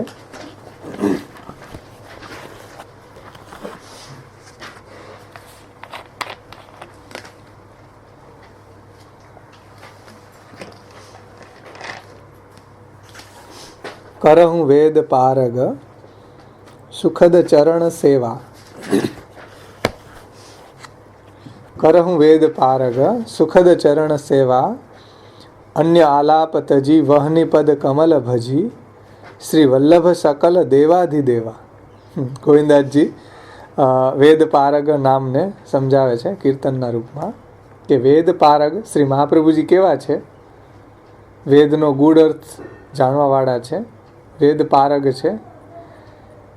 એ વેદ પારગ શ્રી મહાપ્રભુ કેવા છે તો કે સુખદ ચરણ સેવા. એ મહાપ્રભુજીના ચરણ કમળની સેવા સુખ સેવ્ય છે, સુખદ છે. સુખદ ચરણ સેવા એટલે શ્રી મહાપ્રભુજી સુખ સેવ્ય છે. દૈવી જીવો માટે શ્રી મહાપ્રભુજી સુખ સેવ્ય છે, એટલે એના ચરણ કમળની સેવા સુખદ છે. એના ચરણ સેવા શું, શ્રી મહાપ્રભુજીની સેવા શું, પુરુષોત્તમજી આવરણ ભંગમાં કહે છે કે સર્વોત્તમ સ્તોત્ર આદિ ગ્રંથન શું શ્રી મહાપ્રભુજી કી સેવા કરતો રહે. તો સર્વોત્તમ સ્તોત્ર આદિ મહાપ્રભુજીના ગ્રંથોનું સ્વાધ્યાય કરવું, એને પાઠ કરવો, એને આપણે જીવનમાં ઉતારવું, એ જ મહાપ્રભુજીની ચરણ સેવા છે. મહાપ્રભુજીની ચરણ સેવા ક્યાં કરવા જવું અત્યારે? મહાપ્રભુજીની ચરણ સેવા પુરુષોત્તમજી એમ કહે છે કે સર્વોત્તમ સ્તોત્ર, વલ્ભાષ્ટક, સ્મૃત કૃષ્ણ પ્રેમામૃત આદિ. આદિ એટલે બીજા કર્તવ્ય ઉપદેશ, તત્વ ઉપદેશ, લીલો ઉપદેશ, જે મહાપ્રભુજીના ગ્રંથો છે એનું અવલંબન કરવું, એનું અધ્યયન અધ્યાપન કરવું, એને જીવનમાં આચરણમાં મૂકવા, એ જ મહાપ્રભુજીની મોટી સેવા છે કે શ્રી મહાપ્રભુજીની આજ્ઞાનું પાલન કરવું. તો સુખદ ચરણ સેવા, કરહું વેદ પારગ સુખદ ચરણ સેવા. તો એ રીતે શ્રી મહાપ્રભુજીના વાણીનું અવગાહન કરવું એ જ મહાપ્રભુજીની સેવા છે. અને એનાથી ત્યાં પુરુષોત્તમજી આવરણ ભંગમાં કીધું હતું કે સેવા ઉપયોગી ગુણોની પ્રાપ્તિ થાય છે અને પ્રતિબંધની નિવૃત્તિ થાય છે. ભગવત ભજનમાં આડે આવતા પ્રતિબંધો નિવૃત્ત થશે. એટલું જ નહીં, ભગવત સેવામાં ઉપયોગી ગુણો પણ પ્રાપ્ત થશે. એટલે વેદ પારગ શ્રી મહાપ્રભુજી છે અને દેવીજીઓ માટે કેવા છે આપશ્રી? સુખ સેવ્ય છે. બીજા માટે કેવા છે? દુરારાધ્ય. શ્રી મહાપ્રભુજીના ચરણની સેવા બીજા માટે દુરારાધ્ય છે. એના જે ભક્તો છે એના માટે મહાપ્રભુજીના ચરણની સેવા સુખથી થઈ શકે એવા છે. એટલે જે મહાપ્રભુજીને શરણે નહોતા આવ્યા એને કૃષ્ણદાસ મેઘન જ ના પાડી દેતા કે મહાપ્રભુજી કોઈ પાસેથી સેવા લેતા નથી. ઓલા સુંદરદાસનો પ્રસંગ આવે ને કે એ કોઈની કઈ સેવા અંગીકાર ન કરે. હા, પણ શ્રી મહાપ્રભુજી કેવા છે તો કે ભક્તો માટે સુખ સેવ્ય છે અને બીજાઓ માટે દુરારાધ્ય છે. દુર્લભ આંઘ્રી સરોવર. મહાપ્રભુજીના ચરણ કમળ બહુ દુર્લભ છે. એના આંઘ્રી એટલે એના ચરણ કમળ દુર્લભ આંઘ્રી દુર્લભ છે. આપણને મહાપ્રભુજીએ કૃપા કરીને આપણને આ ગ્રંથો, એની વાણી, એને બતાવેલી સેવા એ મહાપ્રભુજીએ કૃપા કરીને આપી તો એ મહાપ્રભુજી સુખ સેવી આપણા માટે બની જાય છે, બીજાઓ માટે દુરારાધ્ય છે. એટલે મહાપ્રભુજીના સ્વરૂપને કોઈ જાણી નથી શકતા. તો સેવાની વાત તો દૂર રહી ને, સુખદ ચરણ સેવાની વાત તો દૂર રહી ને, સ્વરૂપ જાણી શકાય એવું નથી. દુર્બોધ છે મહાપ્રભુજીનું સ્વરૂપ. જેમ એની વાણી દુર્બોધ છે એટલું જ નહીં હો, એનું સ્વરૂપ એવું જ દુર્બોધ છે. દુર્લભાંગરી સરોરું છે. ઠાકોરજી કૃપા કરે, આપણે ટીકામાં જોયું હતું વલ્ભાષ્ટક અને સ્ફુરત કૃષ્ણ પ્રેમ, ભાઈ પ્રભુ કૃપા કરે તો જ મહાપ્રભુજીના સ્વરૂપનું જ્ઞાન થાય, એમ બાકી ન થાય. પછી આગળ કહે છે અન્ય આલાપ તજી. શ્રી મહાપ્રભુજી અવા છે, વેદ પારગ છે અને એના ચરણ કમળની સેવા સુખ સેવીએ છે આપ શ્રી. તો અન્ય આલાપ તજી વહની પદ કમલ ભજી શ્રી વલ્લભ સકલ દેવાધિદેવા. એટલે અન્ય આલાપ છોડીને, જે વાત મહાપ્રભુજી નિબંધમાં કરી છે, વૃથા આલાપ વૃથા ક્રિયા, વૃથા આલાપ ક્રિયા ધ્યાનમ સર્વથૈવ પરિત્યજેત. એટલે વૃથા આલાપ છોડો, વૃથા ક્રિયા અને વૃથા ધ્યાન. એટલે ભગવત સંબંધી વાત, ભગવત સંબંધી ધ્યાન અને ભગવત સંબંધી ક્રિયા કરવી જોઈએ. કારણ કે અન્ય આલાપ તજી એટલે બીજી બધી ખટપટ છોડો અને વહની પદ કમલ ભજી. વહની એટલે અગ્નિરૂપ મહાપ્રભુજી ઠાકોરજીના મુખારવિંદ રૂપ શ્રી મહાપ્રભુજીના ચરણ કમળનું ભજન. ભજન એ પાછું આગળ આપણે જોયું, જો ચરણ સેવા, એની વાણીનું અવગાહન, એનું જીવનમાં આપણે આચરણમાં મૂકવી, બીજા જે આપણા માર્ગના સેવક છે એને સમજાવવી, એ મહાપ્રભુજીની સેવા છે. એટલે અન્ય આલાપ છોડીને વૃથા આલાપ ક્રિયા ધ્યાનમ સર્વથૈવ પરિત્યજેત. ભગવત સંબંધી વાત, ભગવત સંબંધી ધ્યાન, ભગવત સંબંધી ક્રિયા કરવી, આ શ્રી મહાપ્રભુજીની સેવા છે. કારણ કે શ્રી મહાપ્રભુજીની આજ્ઞાનું પાલન કરવું એ મહાપ્રભુજીની સેવા છે ને. તો શ્રી મહાપ્રભુજી શા માટે પ્રગટ થયા છે? કૃષ્ણ સેવાનો માર્ગ પ્રગટ કરવા માટે. એટલે ગોવિંદાસજી શ્રી મહાપ્રભુ અને કૃષ્ણ, શ્રી મહાપ્રભુજીમાં અને કૃષ્ણની અંદર ભેદ નથી જોતા. એટલે આપણ સેવ્યની સેવામાં શ્રી મહાપ્રભુજીની, આપણા જે ઠાકોરજી છે એની સેવામાં મહાપ્રભુજીની સેવા પણ આવી જ જાય છે. તો શ્રી મહાપ્રભુજી અહીંયા એમ કીધું ને કે અન્ય આલાપ તજી વહની પદ કમલ ભજી. એટલે શ્રી મહાપ્રભુજીના ચરણ કમળનું ભજન કરવું. તો આપણા ઠાકોરજીનું ભજન કરી રહ્યા છે એમાં પણ મહાપ્રભુજીનું ભજન આવી જાય છે. એટલે આપણે ત્યાં કોઈ અલગ મહાપ્રભુજીની સેવાનો પ્રકાર એ રીતે નથી બતાવ્યા. કારણ કે શ્રી મહાપ્રભુજી સેવક કૃષ્ણના બનાવતા હતા, પોતાના ચેલાઓ નહોતા બનાવતા. અત્યારની જેમ અત્યારના મહારાજને પોતાના ચેલા નથી બનાવતા, કૃષ્ણના સેવક બનાવતા હતા. સમજો, શ્રી મહાપ્રભુજી શ્રી કૃષ્ણના સેવક બનાવતા હતા, પોતાના શિષ્ય નહોતા બનાવતા. એમ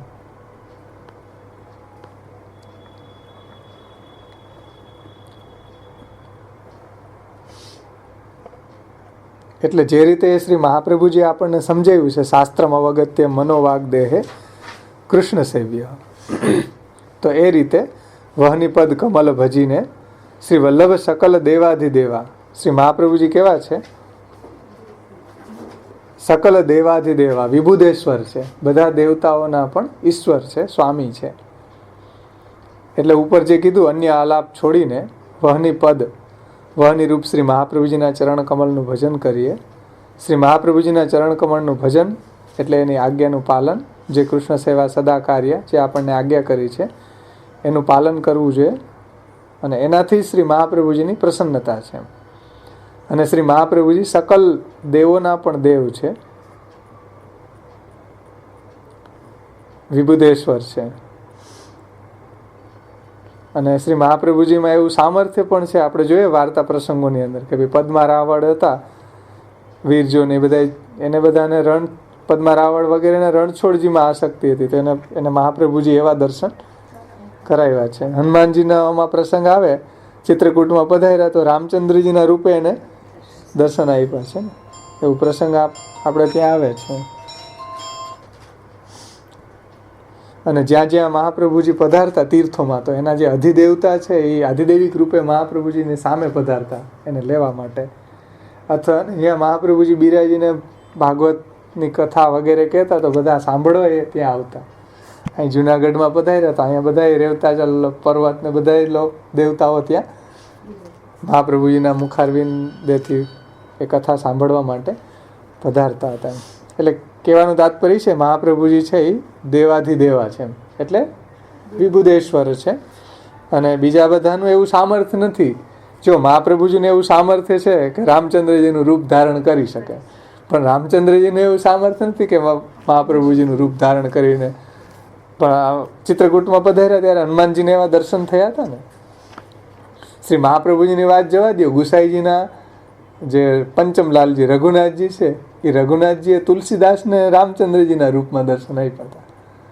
મહાપ્રભુજી ગુસાઈજીના લાલમાં એવું સામર્થ્ય છે કે ભાઈ તુલસીદાસજી જ્યારે ત્યાં આવ્યા નંદાસજીને લેવા, કારણ કે બે ભાઈઓ હતા નંદાસજી ને તુલસીદાસ, તો નંદાસજીને લેવા માટે આવ્યા ત્યારે શ્રીનાથજીને પહેલાં તો એ મસ્તક નહોતા નમાવતા. શ્રીનાથજીનું ત્યાં દર્શન કર્યું તો શ્રીનાથજી અને રામચંદ્રજી ઉપર દર્શન આપ્યા, તો એને પછી દંડવત કર્યા, કારણ કે નંદાસજીએ કીધું હતું કે ભાઈ આ મસ્તક નહીં નમાવે, કારણ કે રામચંદ્રજીમાં એને અનન્ય આસક્તિ. પછી ગુસાઈજીની ઘરે આવ્યા તો ગુસાઈજીએ રઘુનાથજીને કીધું કે તમારા એક સેવક આવ્યા છે ને દર્શન આપ.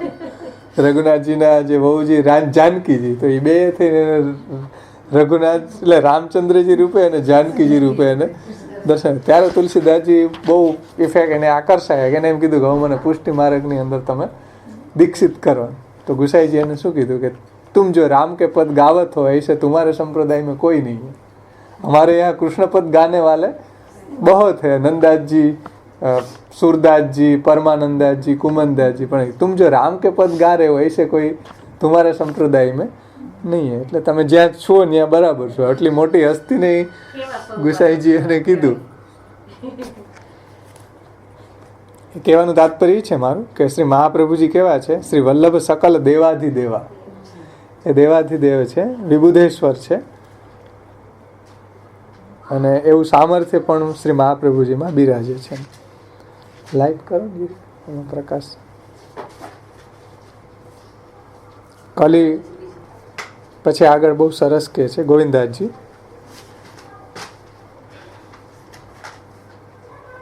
અને જ્યાં જ્યાં તીર્થમાં મહાપ્રભુજી પધારે તો ત્યારે તીર્થના દેવતાઓ પણ આધિદેવિક રૂપે ત્યાં શ્રી મહાપ્રભુજીને પધરાવવા માટે આવે છે, અથવા શ્રી મહાપ્રભુજી કથા કે ત્યારે એ બધા દેવતાઓ પણ ત્યાં સાંભળવા માટે આવે છે. દેવાધિદેવા છે. પછી કહે છે કલિકલ્મ સાપહમ સકલ દુઃખ દારણમ ભવસિંધુ તારણમ પરમ અમલમ. શ્રી મહાપ્રભુજી કેવા છે કે કલિયુગના દોષોને, કલિયુગના પાપને દૂર કરવા વાળા છે. કલિકલ્મ સાપહમ, કલ્મસ એટલે પાપ, કલિયુગના દોષોને, પાપને એટલે કલિયુગના દોષને દૂર કરવા વાળા છે. એટલે આપણે જોયું હતું ને, યદંગ્રી નખમંડલ પ્રસુત વારી પિયુષયુગ વરાંગ હૃદય કલિશ તૃણમીવે તુચ્છીકૃત. યા જો કલ્મ સાપહમ, કલિયુગના દોષને દૂર કરવા વાળા છે અને ભક્તોના દુઃખને દૂર કરવા વાળા છે. સકલ દુઃખ દારણમ, ભક્તોના બધા દુઃખોને આપશ્રી દૂર કરે છે. જેમ આપણે પ્રસંગમાં ગોકુલનાથજી કીધું હતું ને, લૌકિક દુઃખ અને અલૌકિક દુઃખ બે જોયા હતા ને આગળના ગોકુલનાથજી ટીકામાં. સમજ એમાં આપણે ઓલો પ્રસંગે જોયો તો અચ્યુતદાસનો કોનો, એના માં થોડાક દિવસથી આ પત્ની મરી ગઈ, પછી એને પેલા માતા પિતા મરી ગયા, તો કેટલા બધા દુઃખી થઈ ગયા તેમ. તો એ દુઃખને દૂર કરવા વાળા છે. અને એનું અલૌકિક દુઃખ હતું જે સેવા વગર, જે મર્યાદા માર્ગી પ્રકાર હતો ને, ગોકુલનાથજી એવી શંકા ઉઠાવી હતી ને કે ભાઈ મર્યાદા માર્ગી પ્રકારમાં જે પૂજાનો પ્રકાર હતો ને, એ જે ફળ મળતું હતું એમાં એને સંતોષ નહોતો, અને જે પુષ્ટિ માર્ગી પ્રકારનું જ્ઞાન નહોતું. તો એ અલૌકિક જે દુઃખ હતું એ દૂર કર્યું, અને એનું લૌકિક દુઃખને પણ દૂર કરવાવાળા છે. એટલે આધિભૌતિક, આધ્યાત્મિક, આધિદૈવિક ત્રણેય પ્રકારના દુઃખને દૂર કરવાવાળા છે શ્રી મહાપ્રભુજી. કલિયુગના પાપને દૂર કરવાવાળા છે, દોષને દૂર કરવાવાળા છે. સકલ દુઃખદા કલિકલ્મ સાપહમ સકલ દુઃખ દારણમ, બધા દુઃખ ભક્તોના દૂર કરે છે. ભવસિંધુ તારણમ પરમ અમલમ, અને આ જે જન્મ મરણનો સાગર છે ભવસિંધુ છે. ભવ એટલે આ જન્મ મરણનો સાગર, સંસાર સાગર. અથવા તો ભવસિંધુને તારનાર છે. અને જન્મ મરણ રૂપ જે આ સંસાર સાગર છે એ સંસાર સાગરમાંથી પણ આપણો ઉદ્ધાર કરવાવાળા છે. વિષ સાગર છે ને, જગત વિષય સાગરે પતિતમ. શ્વેત કૃષ્ણ પ્રેમામૃતના છેલ્લા શ્લોકમાં આપણે જોયું હતું ને, તો જગત વિષય સાગરે પતિતમ ઈ જ અહીંયા ભવ સિંધુ તારણમ. તો જન્મ મરણ રૂપ આ સંસાર સાગર જે છે એને એમાંથી આપણને તારવાવાળા છે. અને પરમ અમલમ, અને પરમ અમલ છે. એટલે પરમ અમલ છે એનો મતલબ થાય કે નિજજનોને પણ પોતે પરમ અમલ છે એટલે નિજજનોને પણ બ્રહ્મ સંબંધ આપીને એને પણ અમલ બનાવી દે છે. એટલે મલ રહિત બનાવી દે. અમલ એટલે મલ રહિત. કઈ રીતે? બ્રહ્મ સંબંધ કરનાર સર્વેશામ દેહ જીવ્યો સર્વ દોષ નિવૃત્તિ દોષાહ પંચવિધા સ્મૃતા. તો એ બધા દોષને દૂર કરીને શ્રી મહાપ્રભુજી દૈવી જીવોને પણ ભગવાનની સેવાને લાયક બનાવી દે છે. તો એ પરમ અમલમ છે. તો પોતે પરમ અમલમ છે એમ દૈવી જીવોને બ્રહ્મ સંબંધ આપીને એને પણ એવા નિર્દુષ્ટ બનાવી દે છે અને એને પણ એવા ભગવત સેવાની અંદર પ્રવૃત્ત કરી દે છે. દામોદરદાસ હરસાનીજીની વાર્તામાં આવે કે શ્રી મહાપ્રભુજી દામોદરદાસજીને દમલા કહેતા. તો ત્યાં હરિરાયજીએ સમજાવ્યું કે દમલા સો અમલા. અમલા એટલે શું? તો કે અન્ય સંબંધની ગંધ નથી જેમાં, એ અમલ. પરમ અમલમ. અમલ એટલે શું? તો કે અન્ય સંબંધની જેમાં જરા પણ ગંધ નથી, એ અમલ.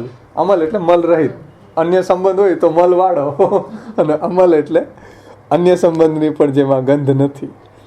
અને આપણા બ્રહ્મ સંબંધ દ્વારા આપણા બધા મલ એટલે આ સહજા, દેશ, કાલો થા, લોક, વેદની, સંયોગ જા, સ્પર્શ જા, આવા બધા દોષવાળા જે આપણે હતા તો એને બ્રહ્મ સંબંધ આપીને આપણને ભગવાનની સેવાને લાયક બનાવ્યા છે.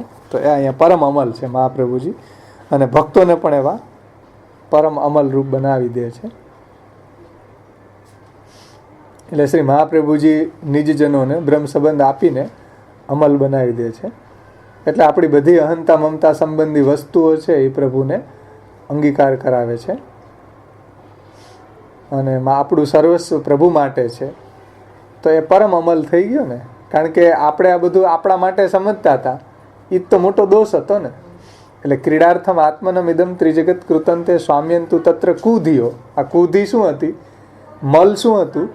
તો કે આપણે આ જગતને પોતાના સ્વામિત્વવાળું માનીને ભોગ કરતા હતા. એ મહાપ્રભુજીએ બ્રહ્મ સંબંધ આપીને આપણને અમલ બનાવી દીધા કે ભાઈ આ બધું પ્રભુ માટે છે, પ્રભુ અર્થે છે, પ્રભુની ક્રીડા માટે છે. તો એ રીતે અમલ બનાવી દે છે આપણને મહાપ્રભુજી. અને સાધન સબહિત જો નિષદિના વલ્લભ ભજો અતિ સુખદ સુવહની પદ યુગલ કમલમ. પછી શ્રી ગોવિંદાસજી કહે છે કે સાધન સબહિત જો એટલે બીજા બધા સાધનો છે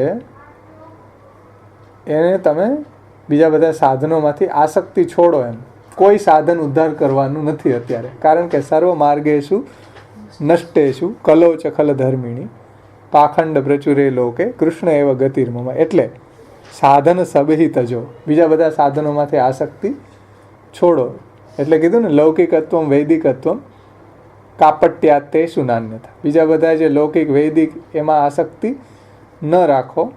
તો સાધન સબહિત જો એ બધા સાધનો જે છે એ કોઈ ઉદ્ધાર કરવાના નથી. અત્યારે સાધનથી ઉદ્ધાર નથી થાય. ભગવાનની શરણાગતિથી, ભગવત સેવાથી, શ્રી મહાપ્રભુજીને શરણે જવાથી જ ઉદ્ધાર થાય. ઉદ્ધાર એટલે ભગવત પ્રાપ્તિઓ.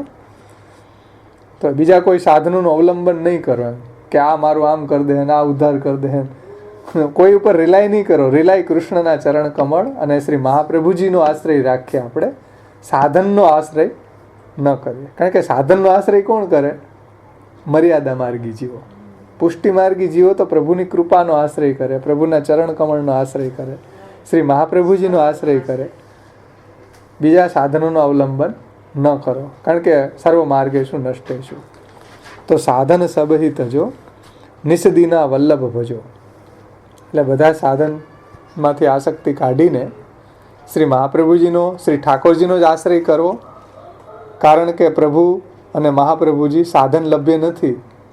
કૃપાલભ્ય છે. એટલે નિસ્દિન શ્રી મહાપ્રભુજી અને ઠાકોરજીનું ભજન, એનું શ્રવણ, કીર્તન, સ્મરણ, એની સેવા આપણે કરીએ. અને અતિ સુખદ વહની, અતિ સુખદ સુવહની પદ યુગલ કમલમ. અને શ્રી મહાપ્રભુજીના ચરણ કમળ કેવા છે? વહની પદ. એટલે શ્રી મહાપ્રભુજીના બંને ચરણ કમળ અતિ સુખદ છે અને આપણને એ અચ્યુત સુખ આપવાવાળા છે, એમ અચ્યુત આનંદ આપવાવાળા છે, સ્વરૂપ આનંદ, ભજનાનંદ આપવાવાળા છે. એવા શ્રી મહાપ્રભુજીના ચરણ કમળનો આશ્રય આપણે કરીએ. અતિ સુખદ છે એમ, એમાં કોઈ ક્લેશ નથી એમ, અને એમાં એવા કોઈ ક્લિષ્ટ સાધના આપણે કરવી પડે એમ નથી. શ્રી મહાપ્રભુજીના ચરણ કમળ સુખ સેવ્ય છે, અતિ સુખદ છે.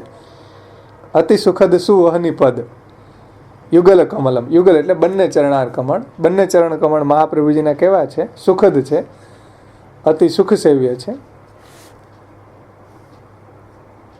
પછી શ્રી મહાપ્રભુજીના ચરણ કમળ આપણને ભક્તિનું દાન કરે છે. એનું ભજન કરશું આપણે તો આપણને ભક્તિ પણ પ્રાપ્ત થશે. એ આગળ કહે છે, પરમ સુખદાયીની ભક્તિ અનપાયીની દેત હે હરિવદન વહની દાતા. કેટલી સુંદર વાત ગોવિંદાજી કહે છે કે શ્રી મહાપ્રભુજી કેવા છે? આપણને એવી ભક્તિનું દાન કરે છે, અનપાયીની ભક્તિ. અનપાયીની એટલે અવિનાશી, અક્ષય, શાશ્વત, સ્થિર, દ્રઢ, એવી ભક્તિનું દાન કરવાવાળા મહાપ્રભુજી છે. આજે હોય ને કાલ પાસે જોઈએ તો કોરા ધાકડ હોય એવી ભક્તિ નહીં.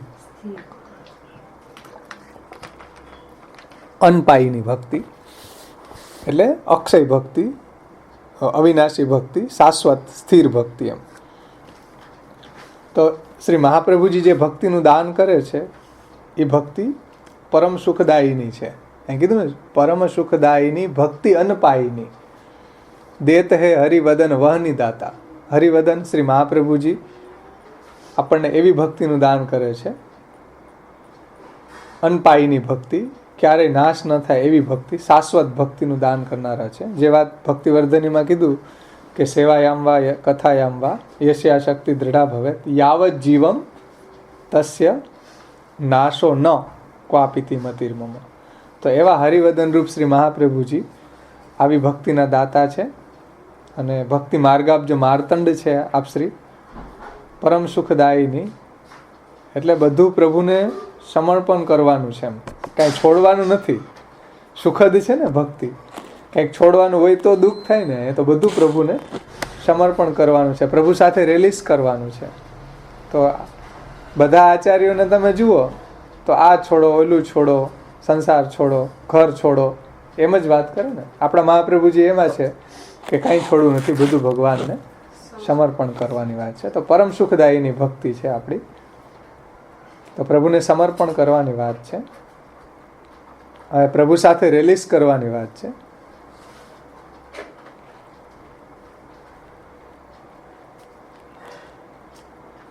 અને આવી અનપાયીની ભક્તિની ઓથોરિટી મહાપ્રભુજીને ઠાકોરજી આપી છે પાછી.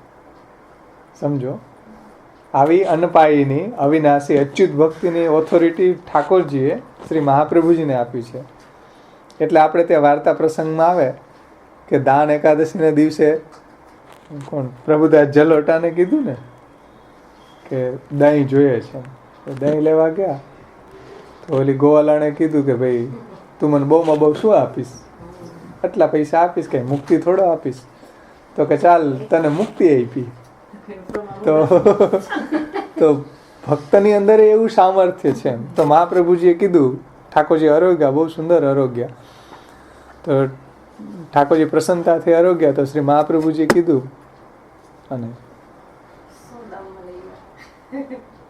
પ્રભુદાસને કે ભાઈ આ તો દહીં બહુ સુંદર આરોગ્યા, ક્યાંથી લઈ આવ્યા? એમ તો કે દહીં તો મહારાજ આજ બહુ મોંઘું આવ્યું. તો કે કેટલું મોંઘું આવ્યું? તો કે આજ તો મુક્તિ દેવી પીડી એના હતા. તો આચાર્યજી કહે છે કે ભક્તિ કેમ ના આપી?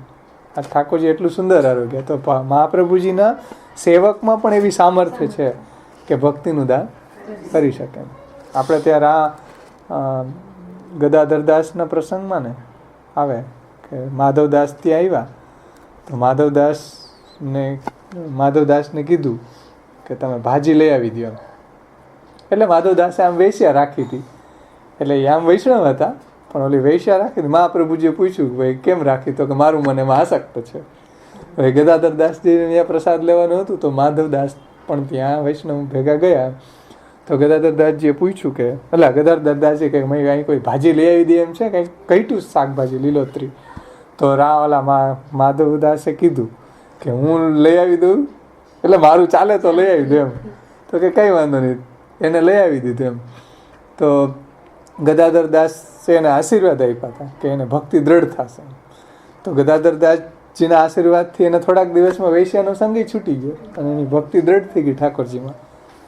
એટલે કહેવાનું તાત્પર્ય એ છે કે અન્નપાયીની ભક્તિ મહાપ્રભુજીના સેવકોમાં આપવાની સામર્થ્ય છે. તો પછી મહાપ્રભુજીમાં તો કઈ મોટી જ્ઞાનથી હોય જ ને. અન્નપાયીની ભક્તિ આપવાનું સામર્થ્ય કોઈનામાં નથી. ઠાકોરજીને કહે ને તો ઠાકોરજી એવું કહે છે કે ભાઈ જાઓ મહાપ્રભુજી પાસે જાઓ. કારણ કે બુલા મિશ્રે એમ કીધું, ઠાકોરજી એને દર્શન આપ્યા તો બુલા મિશ્રે કીધું ભાઈ દર્શનથી મને સંતુષ્ટ નથી થતો, મારે ભક્તિ જોઈએ. તો ભક્તિ તો એ કે તમે મહાપ્રભુજી પાસે જાઓ. તો જો અન્નપાયીની પરમ સુખદાયીની ભક્તિ અન્નપાયીની દેત હે હરિવદન વહની દાદા. તો આવી અન્નપાયીની ભક્તિ તો શ્રી મહાપ્રભુજી જ કૃપા કરીને આપે તો જ થાય. ઠાકોરજી એમ કહે છે કે ભાઈ હું ન આપું અત્યારે, અત્યારે ઓથોરિટી મેં શ્રી મહાપ્રભુજીને આપી છે. એટલે શ્રી મહાપ્રભુજીનો આશ્રય કરીએ તો એવી ભક્તિ સિદ્ધ થાય છે. શ્રી મહાપ્રભુજીના શરણાગતિ, મહાપ્રભુજીની સાથે રહેતા હોય તો એ કેવા હોય? એવા જ હોય.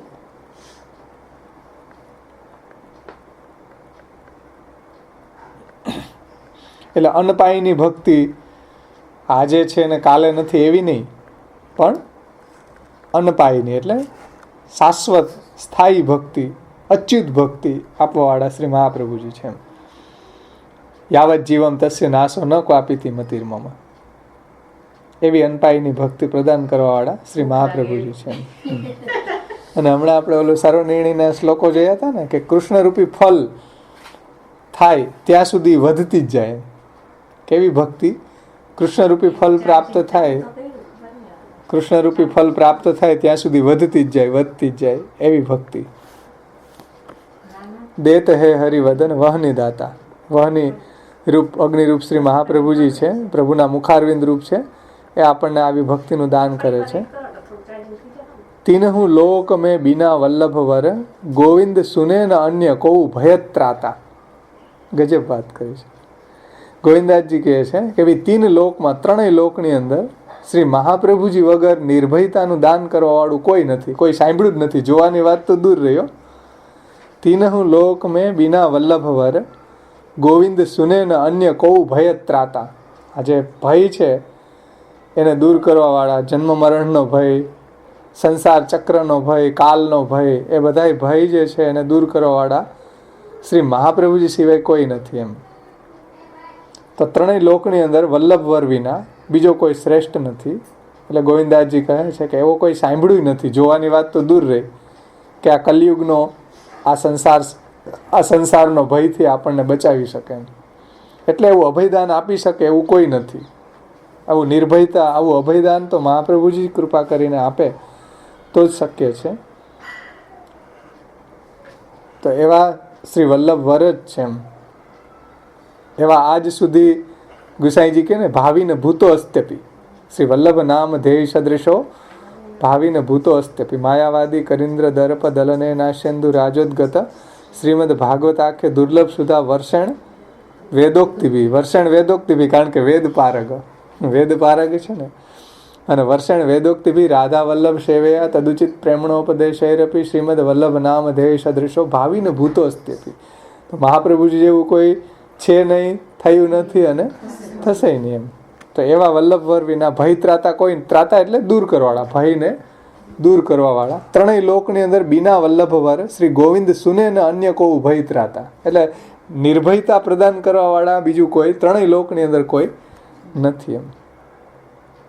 એવા શ્રી મહાપ્રભુજી છે કે એ ભયને દૂર કરે છે. અને ભગવાને કીધું છે, ભગવાનની પણ એવી પ્રતિજ્ઞા છે કે શુક્રદેવ પ્રપન્નો યો તવાસ્મી ઇતિ યાચતે અભયમ સર્વભૂતેભ્યો દદામ્ય તદ વ્રતમ. મારું વ્રત છે કે એક વખત મારે શરણે આવીને એક વખત કોઈ એમ બોલી જાય કે હે કૃષ્ણ હું તમારો છું, તો એ નિર્ભય બની જાય. એને પછી કોઈ જાતનો ભય રહેતો નથી. હા, બાકી બ્રહ્માજી જેવાને ડર છે. બીજા પછી બ્રહ્માજી જેવા તો હાઈ લેવલના દેવતાઓ છે એને ડર છે કાંઈક એમ. પણ જો ભગવાનને શરણે જઈને કોઈ એમ કે હે કૃષ્ણ હું તમારો છું, મહાપ્રભુજીને શરણે જઈને કોઈ એમ કે હે મહાપ્રભુજી હું આપનો છું, 84-252 આવે ને કે હું આપનો છું, આપ મારો અંગીકાર કરો, તો બસ એટલું કે હા, તો પછી એ નિર્ભય બની જાય છે.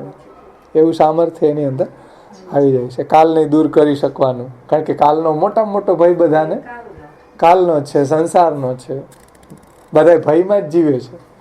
ઓલી ગ્રહોની વીંટીઓ ચડાવી દે બધાને કેટલો અમિતાભ કેટલી વીંટીઓ પહેરે, બોલે એમ કે કાલ આવી જાય. તો એવા દ્રવ્ય સંપન્ન અબજોપતિ લોકો ભય તો એને થરથર ધ્રુજાવે છે બધાને. હા, મરી જાય છે, ઓલું થઈ જાય, પૈસા વહી જશે, આમ થઈ જાય, બધાને ભય છે.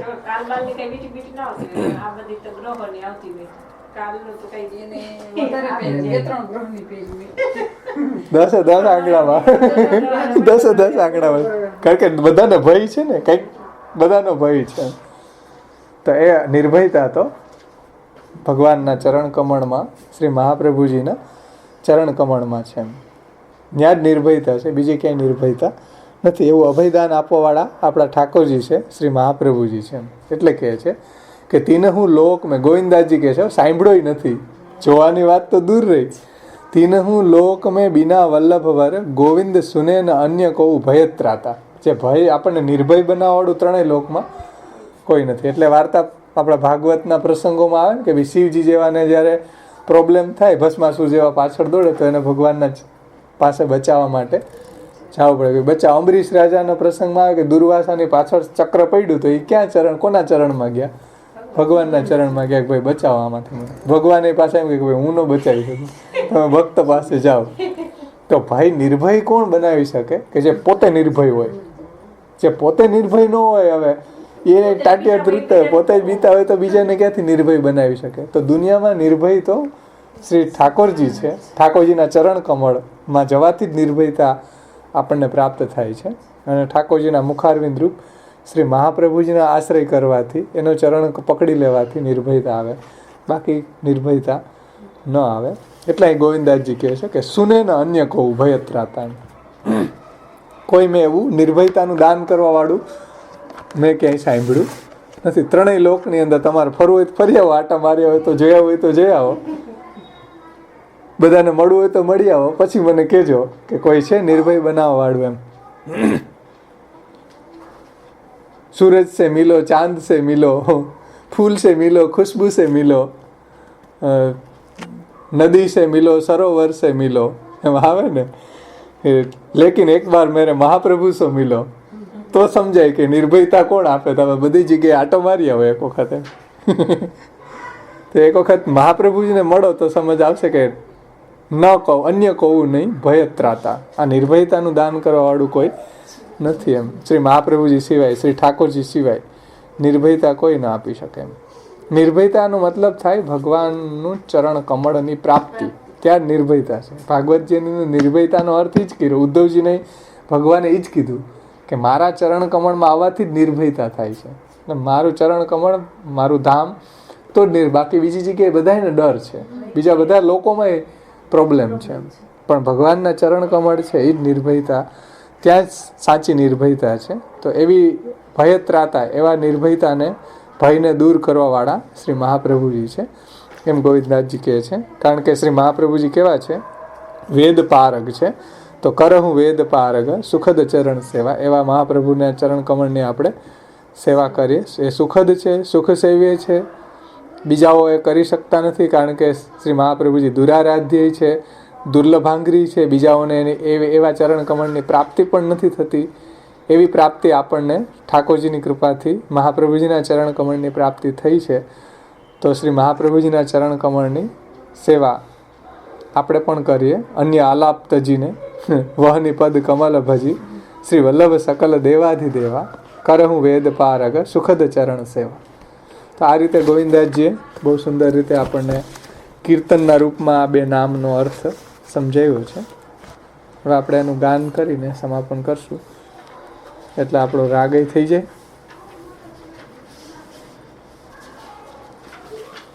આવતે વખતે આગળનું નામ પછી લેશું આપણે. આગળનું નામ એ સંદર્ભમાં આવે છે, માયાવાદની જ વાત ચાલે છે.